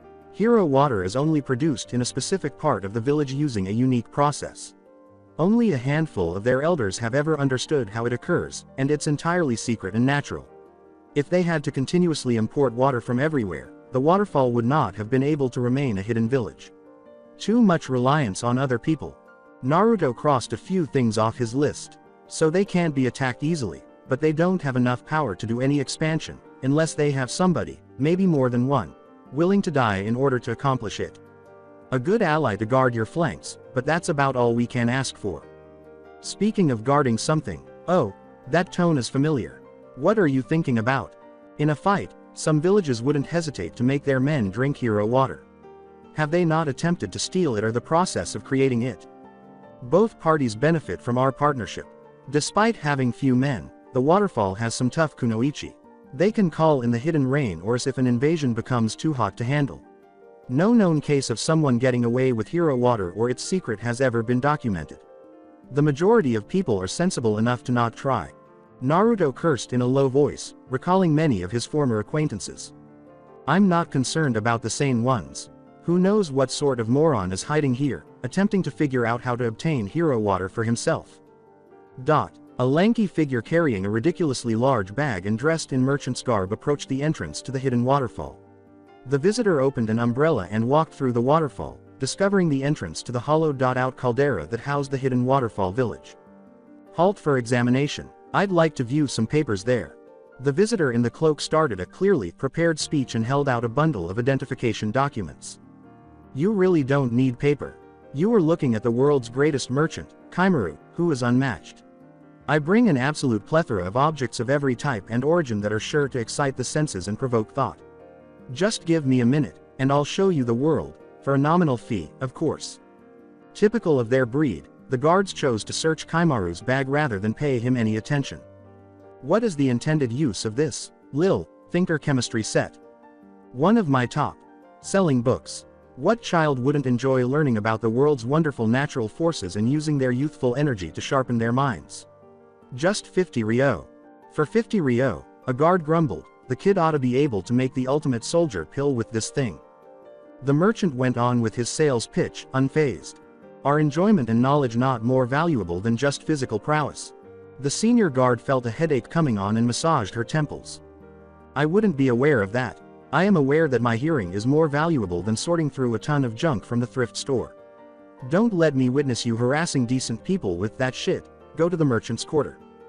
The merchant pushed past the guard post without protest, shouldering his bag once more, and, with remarkable self-control, he stifled a series of roaring guffaws, asking why he would do so when he wasn't there to sell anything in the first place. You will undoubtedly prevail in the upcoming acting competition with Kakashi, made a guy. It was not nearly enough to prepare Yamazaki Naruto for the hidden waterfall village, despite his experiences with assassins, wild animals, a boy with a demon sealed inside him, and a grandfather who used somewhat sadistic training methods. Hya, cutie, here. Juzo was frowning too, for a totally different reason that went something like this. Kaori had been frowning for so long that he was beginning to worry that her face would freeze that way. Hearing that once, not too bad, he got that reaction all the time in the remote farms outside the stone village. Hearing it 10 times every city block, not so fun. Hooray, one cutie and a stone team. All of the studs they used to send are gone. The elders will be using him exclusively for themselves, you know. What are our chances?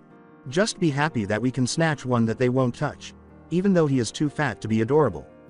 Juzo, who was stocky and a little bit pudgy like all Takedas, was accustomed to being ignored and denigrated, as long as it was within reason. However, after the 20th or so whispered exchange, he had had enough. Chopped liver, WTF am I doing?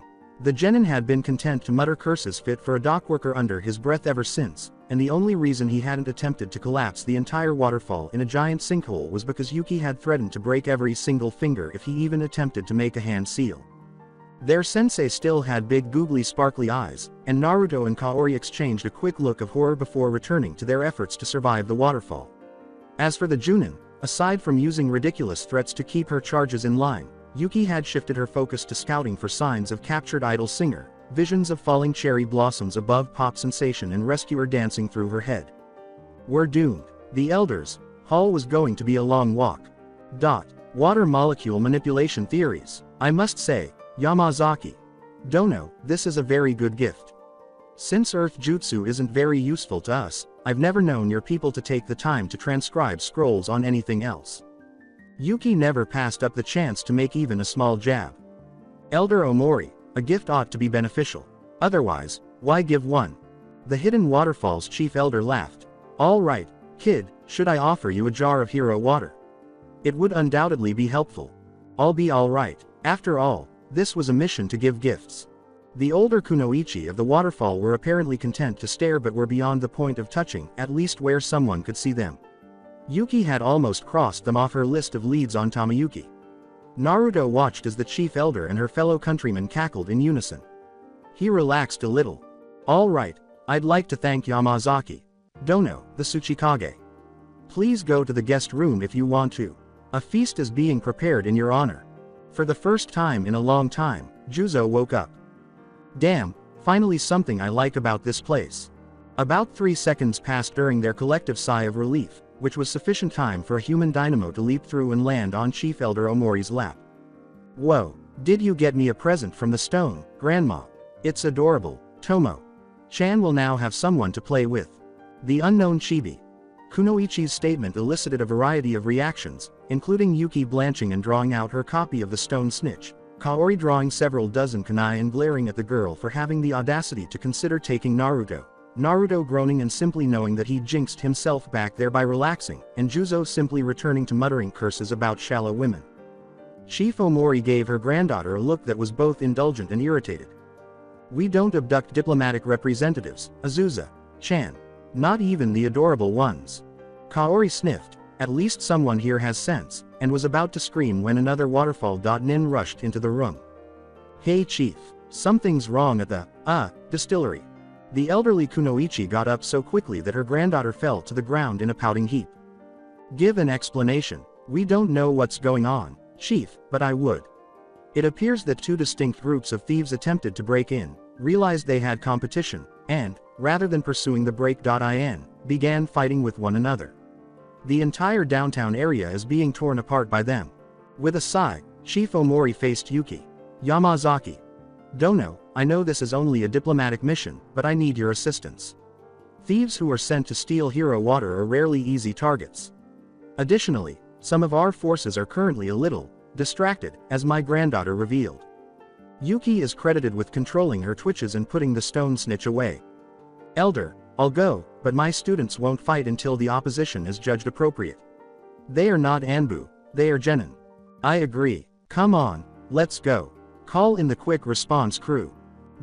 What power could Sumo have when he had youth on his side?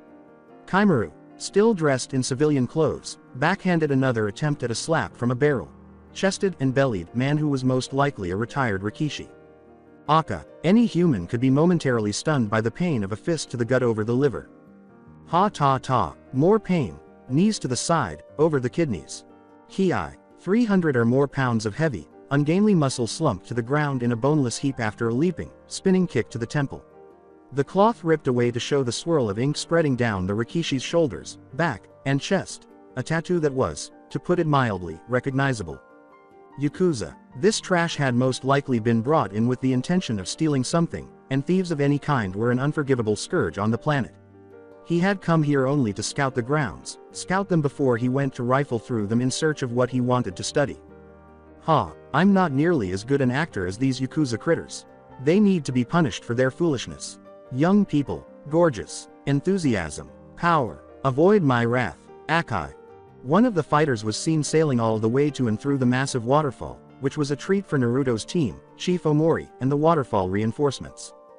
Juzo whispered, that's going to leave a mark. Giving Maida Guy an audience was perhaps worse than feeding him sugar, and Juzo's remark was sufficient to reveal the secret to Guy. Like all good merchants, the great Guy, Kaimaru, does not tolerate thieves. See for yourself the power of profit.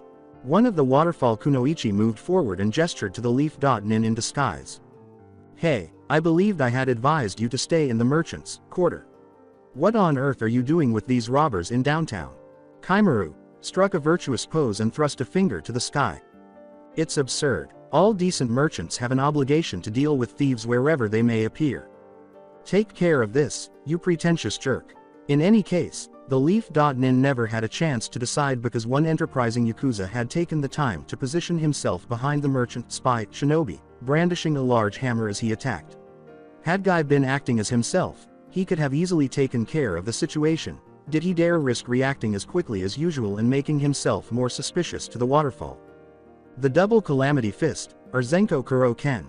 The Yakuza was leveled by two Narutos, one aiming high and the other low.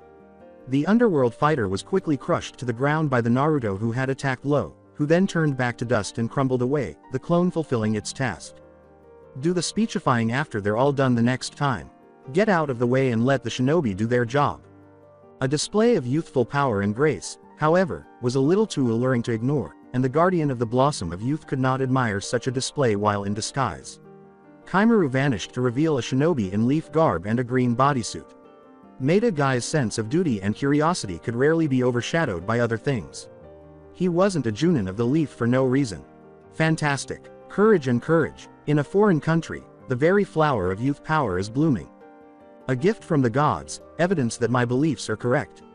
In order for me, Maeda Guy, to demonstrate to the world the strength of youth, I eagerly await your arrival in the leaf.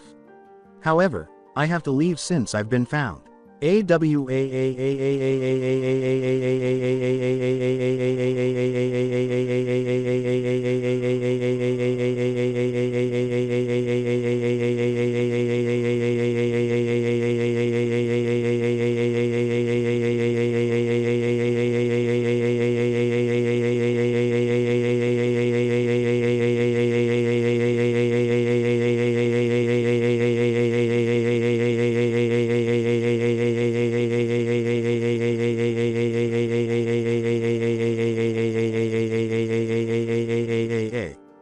The kunoichi who had been manning the main entrance shouted a warning, but Chief Omori and her reinforcements were not moving fast enough to prevent Guy from fading into a blur in the distance.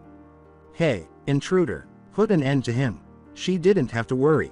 Guy's presence in the waterfall was widely known. In just 5 seconds, he was able to notify the entire city without the women using gossip, which is a historic accomplishment in and of itself. A man, it's a man, is that a man? Enough close. Girls, get him. In some way, Guy was able to exacerbate a difficult circumstance. No, I don't want to waste my youthful essence. Get out. Being a man playing hard to get was the only thing worse than being a man in a village full of women who were desperate for love. When the whips, snares, chains, pit traps, and nets began to emerge, Juzo turned to Yuki after Guy escaped a man catcher net for the 3rd time. They attempted to grab him, but that failed, and then they tried tripping him, but that failed as well. Can I now create a hand seal? A very savage smile spread across the stone Junin's face. Why, certainly, Earth Element. Porous Earth Doden. Tako Suchi no Jutsu. Yuki leaned over the entrance, still smiling, as Guy's next cartoonishly high leap landed him in a 40-foot deep sinkhole with walls too soft and crumbling to climb. You have 2 options, Leafy.boy. You can either explain yourself and possibly be released, or you can remain silent and be left to Tuntomoko and her BBW brigade's mercy while they take a week-long vacation. She responded with a bellow from the pit's depths. I fight on. Juzo goggled, not quite in awe, as a green blur came sailing out of the sinkhole toward the waterfall, bowling Yuki over in the process. Shit me, the son of a bitch just leaps out of the deepest hole I've ever made. Behind them, all 3 genin sensed the outburst of murderous intent, and they turned slowly to see Yuki's eyes glowed with unresolved anger. After years of training, putting up with daddy, and trailing Daimaru, all it takes is for a clown wearing a green, tight, fitting bodysuit with a bloody bowl cut to knock me on my ass. No more, then. Naruto muttered a curse as the stone Junin joined the hunt for Guy and vanished in her own blur. So much for smooth, easy missions. Kaori let out a sound of disbelief. When was the last time we had a simple, easy mission without compost? It doesn't mean I can't hope. Property was destroyed after 10 minutes, and Guy and Yuki and the waterfall kunoichi continued to move. After 20 minutes, more property was destroyed, and the Leaf.nin had little choice but to continue moving because the main village gate was sealed, and Yuki wasn't going to stop trying to restore her damaged pride. Naruto, Kaori, and Juzo had tried to follow, but at the speed at which both Junins were moving, the 3 of them had fallen far behind the chase, and they watched it circle the downtown area. Naruto cursed after surveying the devastation. We don't stop this soon, there won't be a hidden waterfall village left to lie with. Juzo grunted, we would have finished it by now if we could have stopped this. I'm more than delighted to let Yuki and Bowl Cut Boy destroy this place. Look, we also go down if this place does. This village is hidden. Bombs and explosive notes must be kept in storage everywhere. The entire area lights up like a fireworks show, with us in the center, after one misstep or one overpowered jutsu move. Kaori's eyes were on the chase, not on either boy. You know, there's something weird about all of this. What is it? Naruto inquired. The Leaf.Nin hasn't employed any offensive tactics aside from his attack on those Yakuza. Since we discovered him, he has only attempted to flee from Yuki Sensei in the waterfall. Nins. He would have attempted to murder the gate guards and made his getaway by now if he had been an assassin or spy. Why waste time? Whatever, he's not dangerous. Not harmless, the girl with the red hair whispered, but he can probably be talked into it. The problem is that Juzo's best attempt failed, and we still need to figure out how to subdue him before we can attempt that. Naruto gave a shrug. Avoid staring at me. Unless we're attempting to kill him, I won't be of any use, and even then, the Kyuubi would be required. What I mean you won't be useful. We got him cold with just one good lava pit or earthen cage, Juzo grunted. Naruto cut the air with his hand. He needs a team if he is on a mission. Even the Leaf isn't overconfident enough to send lone shinobis to steal the most valuable secret in a hidden village. And we should all reconsider using our trump cards if he has a team. For what purpose? Jutsu robbers. The Byakugan and the Sharingan, the Uchiha and Hyuga. Techniques are stolen, and if someone touches you while you're using them, they can see how your chakra moves and mess with it. With the exception of summonings and bloodline limits, everything is essentially open. I don't know about you, but I won't reveal Yamazaki family secrets so easily. Kaori let out a sigh. The upcoming Chunin exam will take place in the Leaf, Naruto. This year and next year, it's their turn in the rotation, followed by the Sand, Cloud, and Mist, in that order. Are you implying that you will attempt to pass it with just taijutsu? The eyes of the blonde genin became cold and hard. I owe everything to my parents. There is nothing I owe the Leaf. I am not giving them anything. I'm only going to use taijutsu unless I have to save your lives during the exam. Shira put me on advanced forms as soon as the rotation draw was announced. When the time comes, I should be prepared. The omission was noticed by his fiancée. Save us. How about you? If they want anything from me, they'll have to kill me. And whether I like it or not, Kyuubi will come out if they try. I'd anticipate that one of you two would kill me if that occurred. That thing shouldn't get loose. It dies if I do. Our people are secure. Juzo turned white as a ghost. That's harsh, even for you, dude. Do you believe that I will simply strike you? Yes, fuck it. Death would be an escape from ceding to that thing. When Kaori's open palm touched his face, his tirade was interrupted. Stop talking. Quit talking. Quit. What on earth was that used for? Naruto gave the girl a growl. I'm tired of you saying this nonsense. Grandpa himself stated that the Hokage who sealed you was a master of the arts, she cried. He meant to do what he did to you. He wanted you to have the ability to use the Kyuubi's power, which is why you can. You can flee from it if you want to, but don't let that be a reason for your death because you don't want to be in charge of it. So the Sand Kid's a maniac. That's his problem. You have something inside you that nobody else has and you can use it for a reason. Deal with it. Stunned into paralysis, he gazed back at her. Kaori, what? She turned away, her body trembling and her face flushed. I've been through too much to marry a spineless wimp. He gaped and asked, what are you talking about? She didn't say anything. Even though Grandpa gave the order, I still hated you when they told me we were getting married someday. Why did I have to marry someone I hardly knew? My mother would constantly remind me to keep to the plan, so I couldn't even consider going on dates or having too many boys for friends. Then the assassins began to arrive, and I realized how difficult it was for you. I didn't want someone to go through that alone, so I stopped viewing it as a duty and began viewing it as something I wanted to do. But why should I waste my time attempting to assist you in achieving your goals if you won't even attempt to take charge of your own fate? We can talk about this later, he snapped back. I'm done, so we can discuss it now, or you can move on to one of my sisters. All right, you want to talk, Naruto yelled. Let's talk. Should we begin when I describe the expression on my own mother's face when I went demon and killed that assassin, or when she discovers me abandoned to perish in the middle of the forest? People are only harmed and turned off by this thing. Why should I care about it at all? Naruto, Juzo whispered, I'm still here, even though you scared the living daylights out of me that day. The same is true for your father, mother, and sisters. Your grandfather has never experienced fear in his life, but what about the rest of us? We're more intelligent than that, and none of us have left. Perhaps that's one thing if the leaf is unable to see past their fears. However, we are aware that you are more than just a crazy person. So stop being such a pussy and stop making excuses. Controlling a sealed demon should be easy if you can endure 10 years of Iron Balls Kantaro training. Yuki gave the stink eye to her fiancé. All right, what justification do you have to refute that? Disgusted, the Ninetales ship threw up his hands. There is nothing at all. Are you happy? The red-haired girl sighed, not even close, but for the time being, I'll accept it. The mission is to stop the leaf.nin first.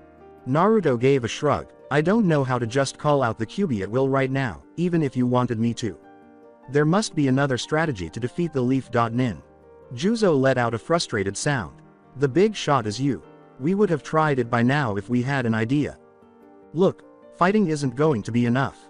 We can't catch him if Aunt Yuki can't. Surprise, like when Juzo dropped him in the hole, or appealing to the idea of youth power are the only things that work on him. Therefore, we can't just attack him directly. So, what's the plan? Give me a moment, I'm pondering. He must be able to trust it, or at least not suspect it too soon, and it must be something that no one would anticipate. What about a crazy fitness instructor in the same kind of bodysuit? Close, but even this guy isn't stupid enough, in my opinion, to fall for something so blatant. It must be something that appears legitimate at first look. Hey, hold on a minute. The blonde genin snapped an order as she turned to Kaori. Hurry, how does Tamayuki appear? The sudden request surprised his fiancé, who has never been a big fan of pop music. What? Hey Tamayuki, Yuki, the pop star, became a waterfall.nin boy toy, you know. I am aware of his identity. Do you think I'm a fangirl who is aware of every dimension he has? When Juzo responded, they both came to a complete stop. He is 6 feet tall, with blue eyes and platinum blonde hair that has been dyed with brown at the roots. If he has been in captivity for as long as Yuki claims, a lot of it is visible. He was last spotted sporting leather pants, no shirt, and his trademark blue suede jacket with a huge star sequin, stitched on the back. Fire-red leather pants that are tight. He would have been sporting pointy-toed vinyl boots if they had caught him performing. The teammates gaped open their mouths at the stocky genin. What? The snitch is also read by my mother. Even aloud. And 2. Tuntomoko is just big for her age, Kaori snorted. That's enough, Naruto declared, separating the two. You can yell later. We have a task to complete right now, and this is how it will proceed. When what appeared to be Tamayuki came barreling down Jinpachi Boulevard, jacket open and chest glistening with sweat from his exertion, heads turned. Many heads turned. The residents of a hidden village were accustomed to strange events occurring on their streets at all hours of the day. They were a fact of life, after all. The hidden waterfall was no exception, except when it came to anything involving attractive men. Avoid him. He's running away. With his legs blurred, he vamoosed it down the street, keeping an eye out for where Yuki and Guy were continuing their chase, keeping his own pursuit out of sight until it reached a point where Guy couldn't help but want to help a fellow youth in trouble. Eyes young and old lit up with an inhuman glow that, to be honest, scared the living daylights out of Naruto or Tamayuki for now. In the waterfall, that wouldn't take very long, but on the other hand. Girls, get him. Those avaricious bitches will never see him again if we allow the chief's people to take him in. Set the hounds free. Okay, that caught his attention. Oh, fuck. The leaf.nin was fortunate enough to be as ardent a fan of the pop idol as Juzo, or his mother, if you truly believed that. Guy had only managed to avoid all those traps, nets, and chains by being a shinobi. The only thing preventing Naruto from becoming the meat in a giant human sandwich was speed. He couldn't very well take to the rooftops and start bouncing around like he would have as himself. No jutsu either, not even taijutsu. Run, rabbit, run, then. There, a slightly impatient tapping of feet could be a woman with a net or tripwire. There, the slowing of the mob's thunderous pace behind him meant some of his pursuers could be trying to shift a few blocks over and cut him off up ahead, and working with Juzo had given him plenty of experience in feeling out vibrations in the ground. If you knew what to look for, a subtle wave, a sense of the bottom dropping out, you could sometimes anticipate a Takeda's sinkhole. He didn't know the layout of the city, but that wasn't as important as knowing where danger was, so he kept running, not blind, but not knowing exactly where he was going, and the shouts of Yuki and her friends kept him moving in the right general direction. Dearie, you're only making things worse for yourself. You owe us a great deal of foreplay right now. Helmet head, get back here. After a few thousand shivers in the bathroom, we'll check out how shiny your hair is. The stone genin cut through an alley, ducked under a rope snare, and joined the guy, Yuki chase. Naruto smiled slightly and returned to measuring the force of his own pursuit, determining that it was sufficient to win Guy's sympathy. As usual, there was no trouble identifying which voice belonged to which kunoichi. Hey, I take it you're not a waterfall ninja. I need your assistance. For months, these madmen have been imprisoning me and forcing me to do all kinds of strange things. Whether or not that was a good thing was up to the individual, but Naruto was right about Guy and pop stars. It is not possible, right in front of me, the paragon of youth power. I genuinely believe that my faith has been rewarded by the gods. As Guy threw an arm around him, both of them running at a normal pace, Naruto hurriedly said, yeah, whatever, adding, just get me out of this mess. A place, and you can have as many autographs as you want. Guy immediately fell into the trap. We need to carefully plan our escape. Into the alley, hurry. He'd seen plenty of those Uchihas in the Ninja Almanac's leaf section, so it wasn't too difficult to play a nervous wuss. Dude, no way, they will definitely cut us off if we enter. In the first place, how do you think I got caught? Logic even applied to Leaf. Nins with helmets. Where would you like us to go? There, we might be able to lose them in the shopping arcade and escape if we move quickly enough to ascend a floor or two, Naruto pointed out. Such an active mind is a good fit. As always, your inventiveness amazes me. Anyway, dude, I'll be right behind you, so go ahead and clear out anyone hiding behind the gates. You're faster than me. Guy sprang into action, letting go of Tamayuki, and racing in the direction of the open arch of the downtown shopping arcade. I am only a servant of the gods, Will. Before Kaori's already positioned Onyo Tenka pinned Guy to the ground with 10 times the force of gravity, he was only able to take 5 steps inside the arcade. Exactly what kind of magic is this? The Leaf.Nin, straining from the effort, turned to see his idol staring down at his vanquished form and a vinyl boot appear before he vanished in a cloud of smoke to reveal a smiling stone genin. Youth power zip, youth treachery too. You may want to reconsider that. But thanks for trying to save it. If we allow you to survive, you can have the real Tamayuki. Why should we do that, too? From behind them, Yuki muttered, and Naruto turned to see his aunt approaching with a kunai in hand and a twitching facial tic. We kill him and we don't find out where the rest of his team is, the hero Water's still in danger, and we lose a bargaining chip. They were all surprised by Guy's response. I'll be honest with you and save you time. I don't have a team, if you must know that. With the elderly Kunoichi still gasping for air from her efforts, Chief Omori arched an eyebrow. I had no idea the Leaf operated in such a suicidal or foolish manner. Unless, excuse me, that shinobi is more skilled than you have shown thus far, one does not try to use a hidden village's trump card by sending a single shinobi. And I would agree with you, if I had actually been on a mission. Yuki gave a snort. Return. In some way, Guy was able to appear self-righteous. I'm on vacation. All of the present stone and waterfall. Nins made a face. Failure. Kaori moaned. It's official, we caught an idiot.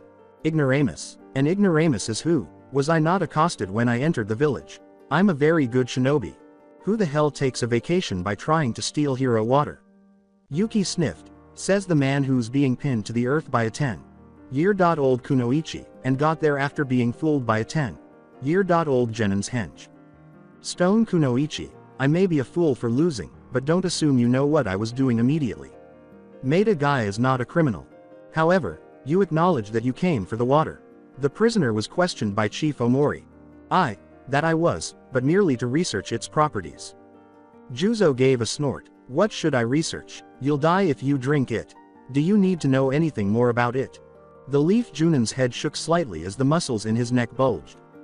Everyone knows that. I was going to look into something else. As you can see, I have the privilege of instructing multiple genin teams outside of the academy and I am a user of the inner celestial gates. If I only knew which parts of the body to protect or how quickly a chakra increase could be managed safely, I thought there might be a way to mitigate or even eliminate the physical effects that opening a celestial gate has on the body. For this reason, I should have liked to see how hero water affects the body's chemistry. In what other way could I responsibly teach my charges about the power of youth? You believe he's being honest. Yuki's question was met with a shrug from Chief Omori, and the two leaders gathered in a corner. He seems like the right kind of guy for it.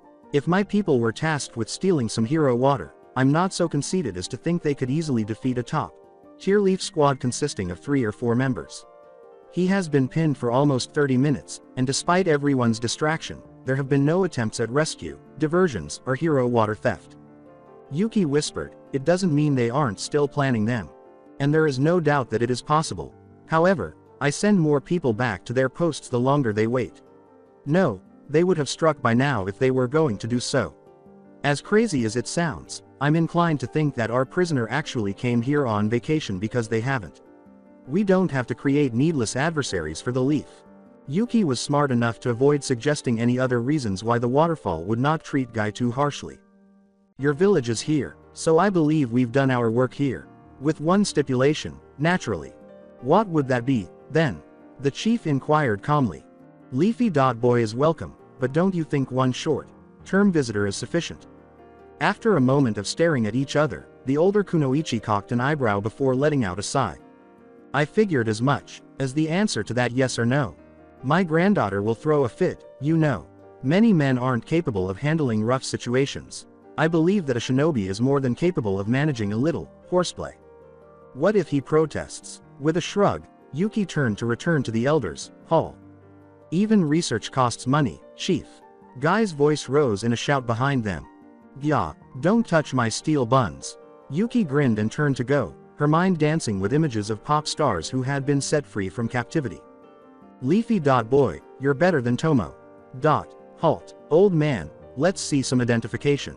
The old shinobi resisted the urge to kill and took out his identification, which was yellowed and dog-eared nearly 60 years after it was created. Kantaro bristled at the gate guard's question, even though he knew it was coming. "Retire as Cage," and suddenly everyone thought you were ripe for disrespecting. After glancing at the cage characters boldly displayed on one corner of the hidden stone card, the gate guard nearly wet his pants because, although the Leaf had ultimately repelled the stone's advance against the hidden grass so many years ago, it had not been without casualties, and the one name from the Earth country that was still at the top of the list of potential threats now stood in front of him, at the very gates of the Hidden Leaf. The 4th Tsuchikage of the Hidden Stone Village is Yamazaki Kantaro, the Master of Seals. The man in question sneered, his face displaying complete disdain.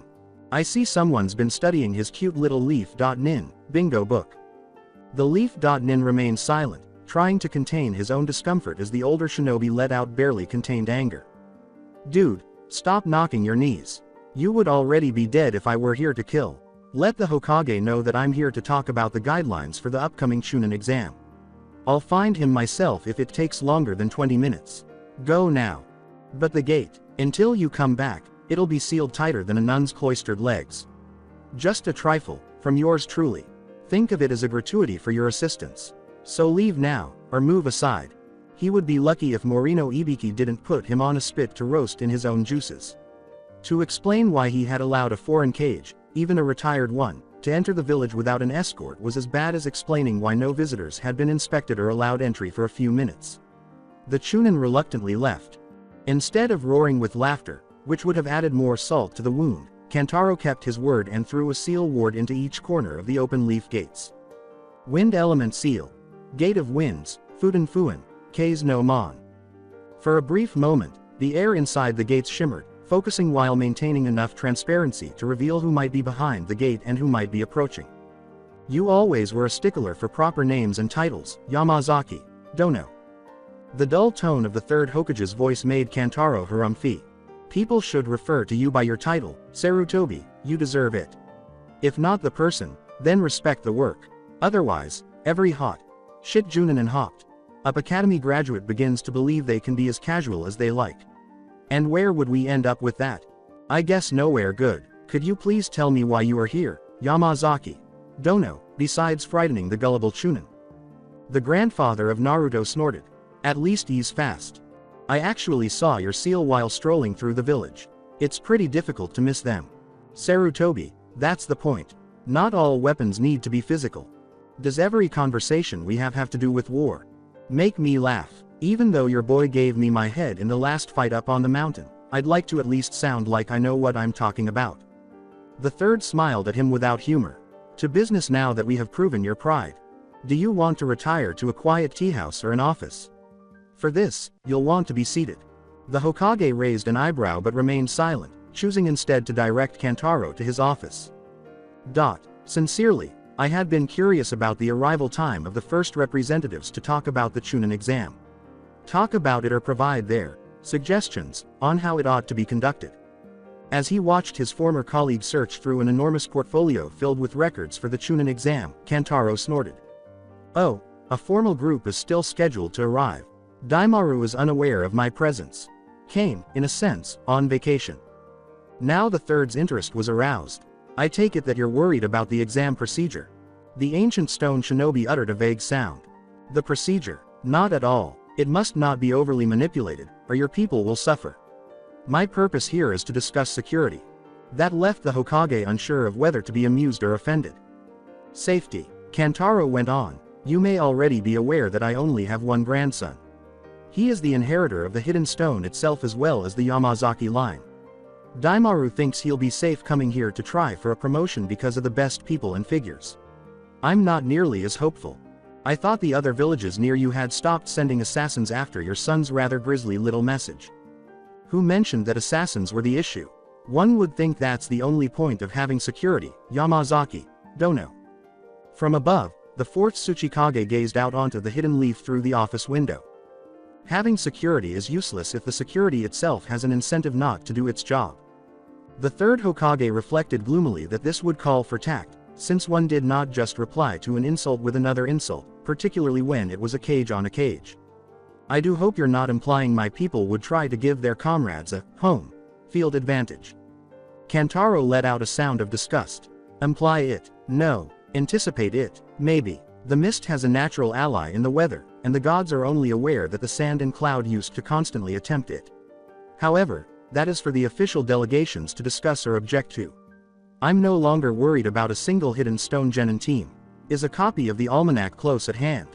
The third looked at his bookshelf and selected the book in question, intrigued and not at all certain that he would not still be insulted.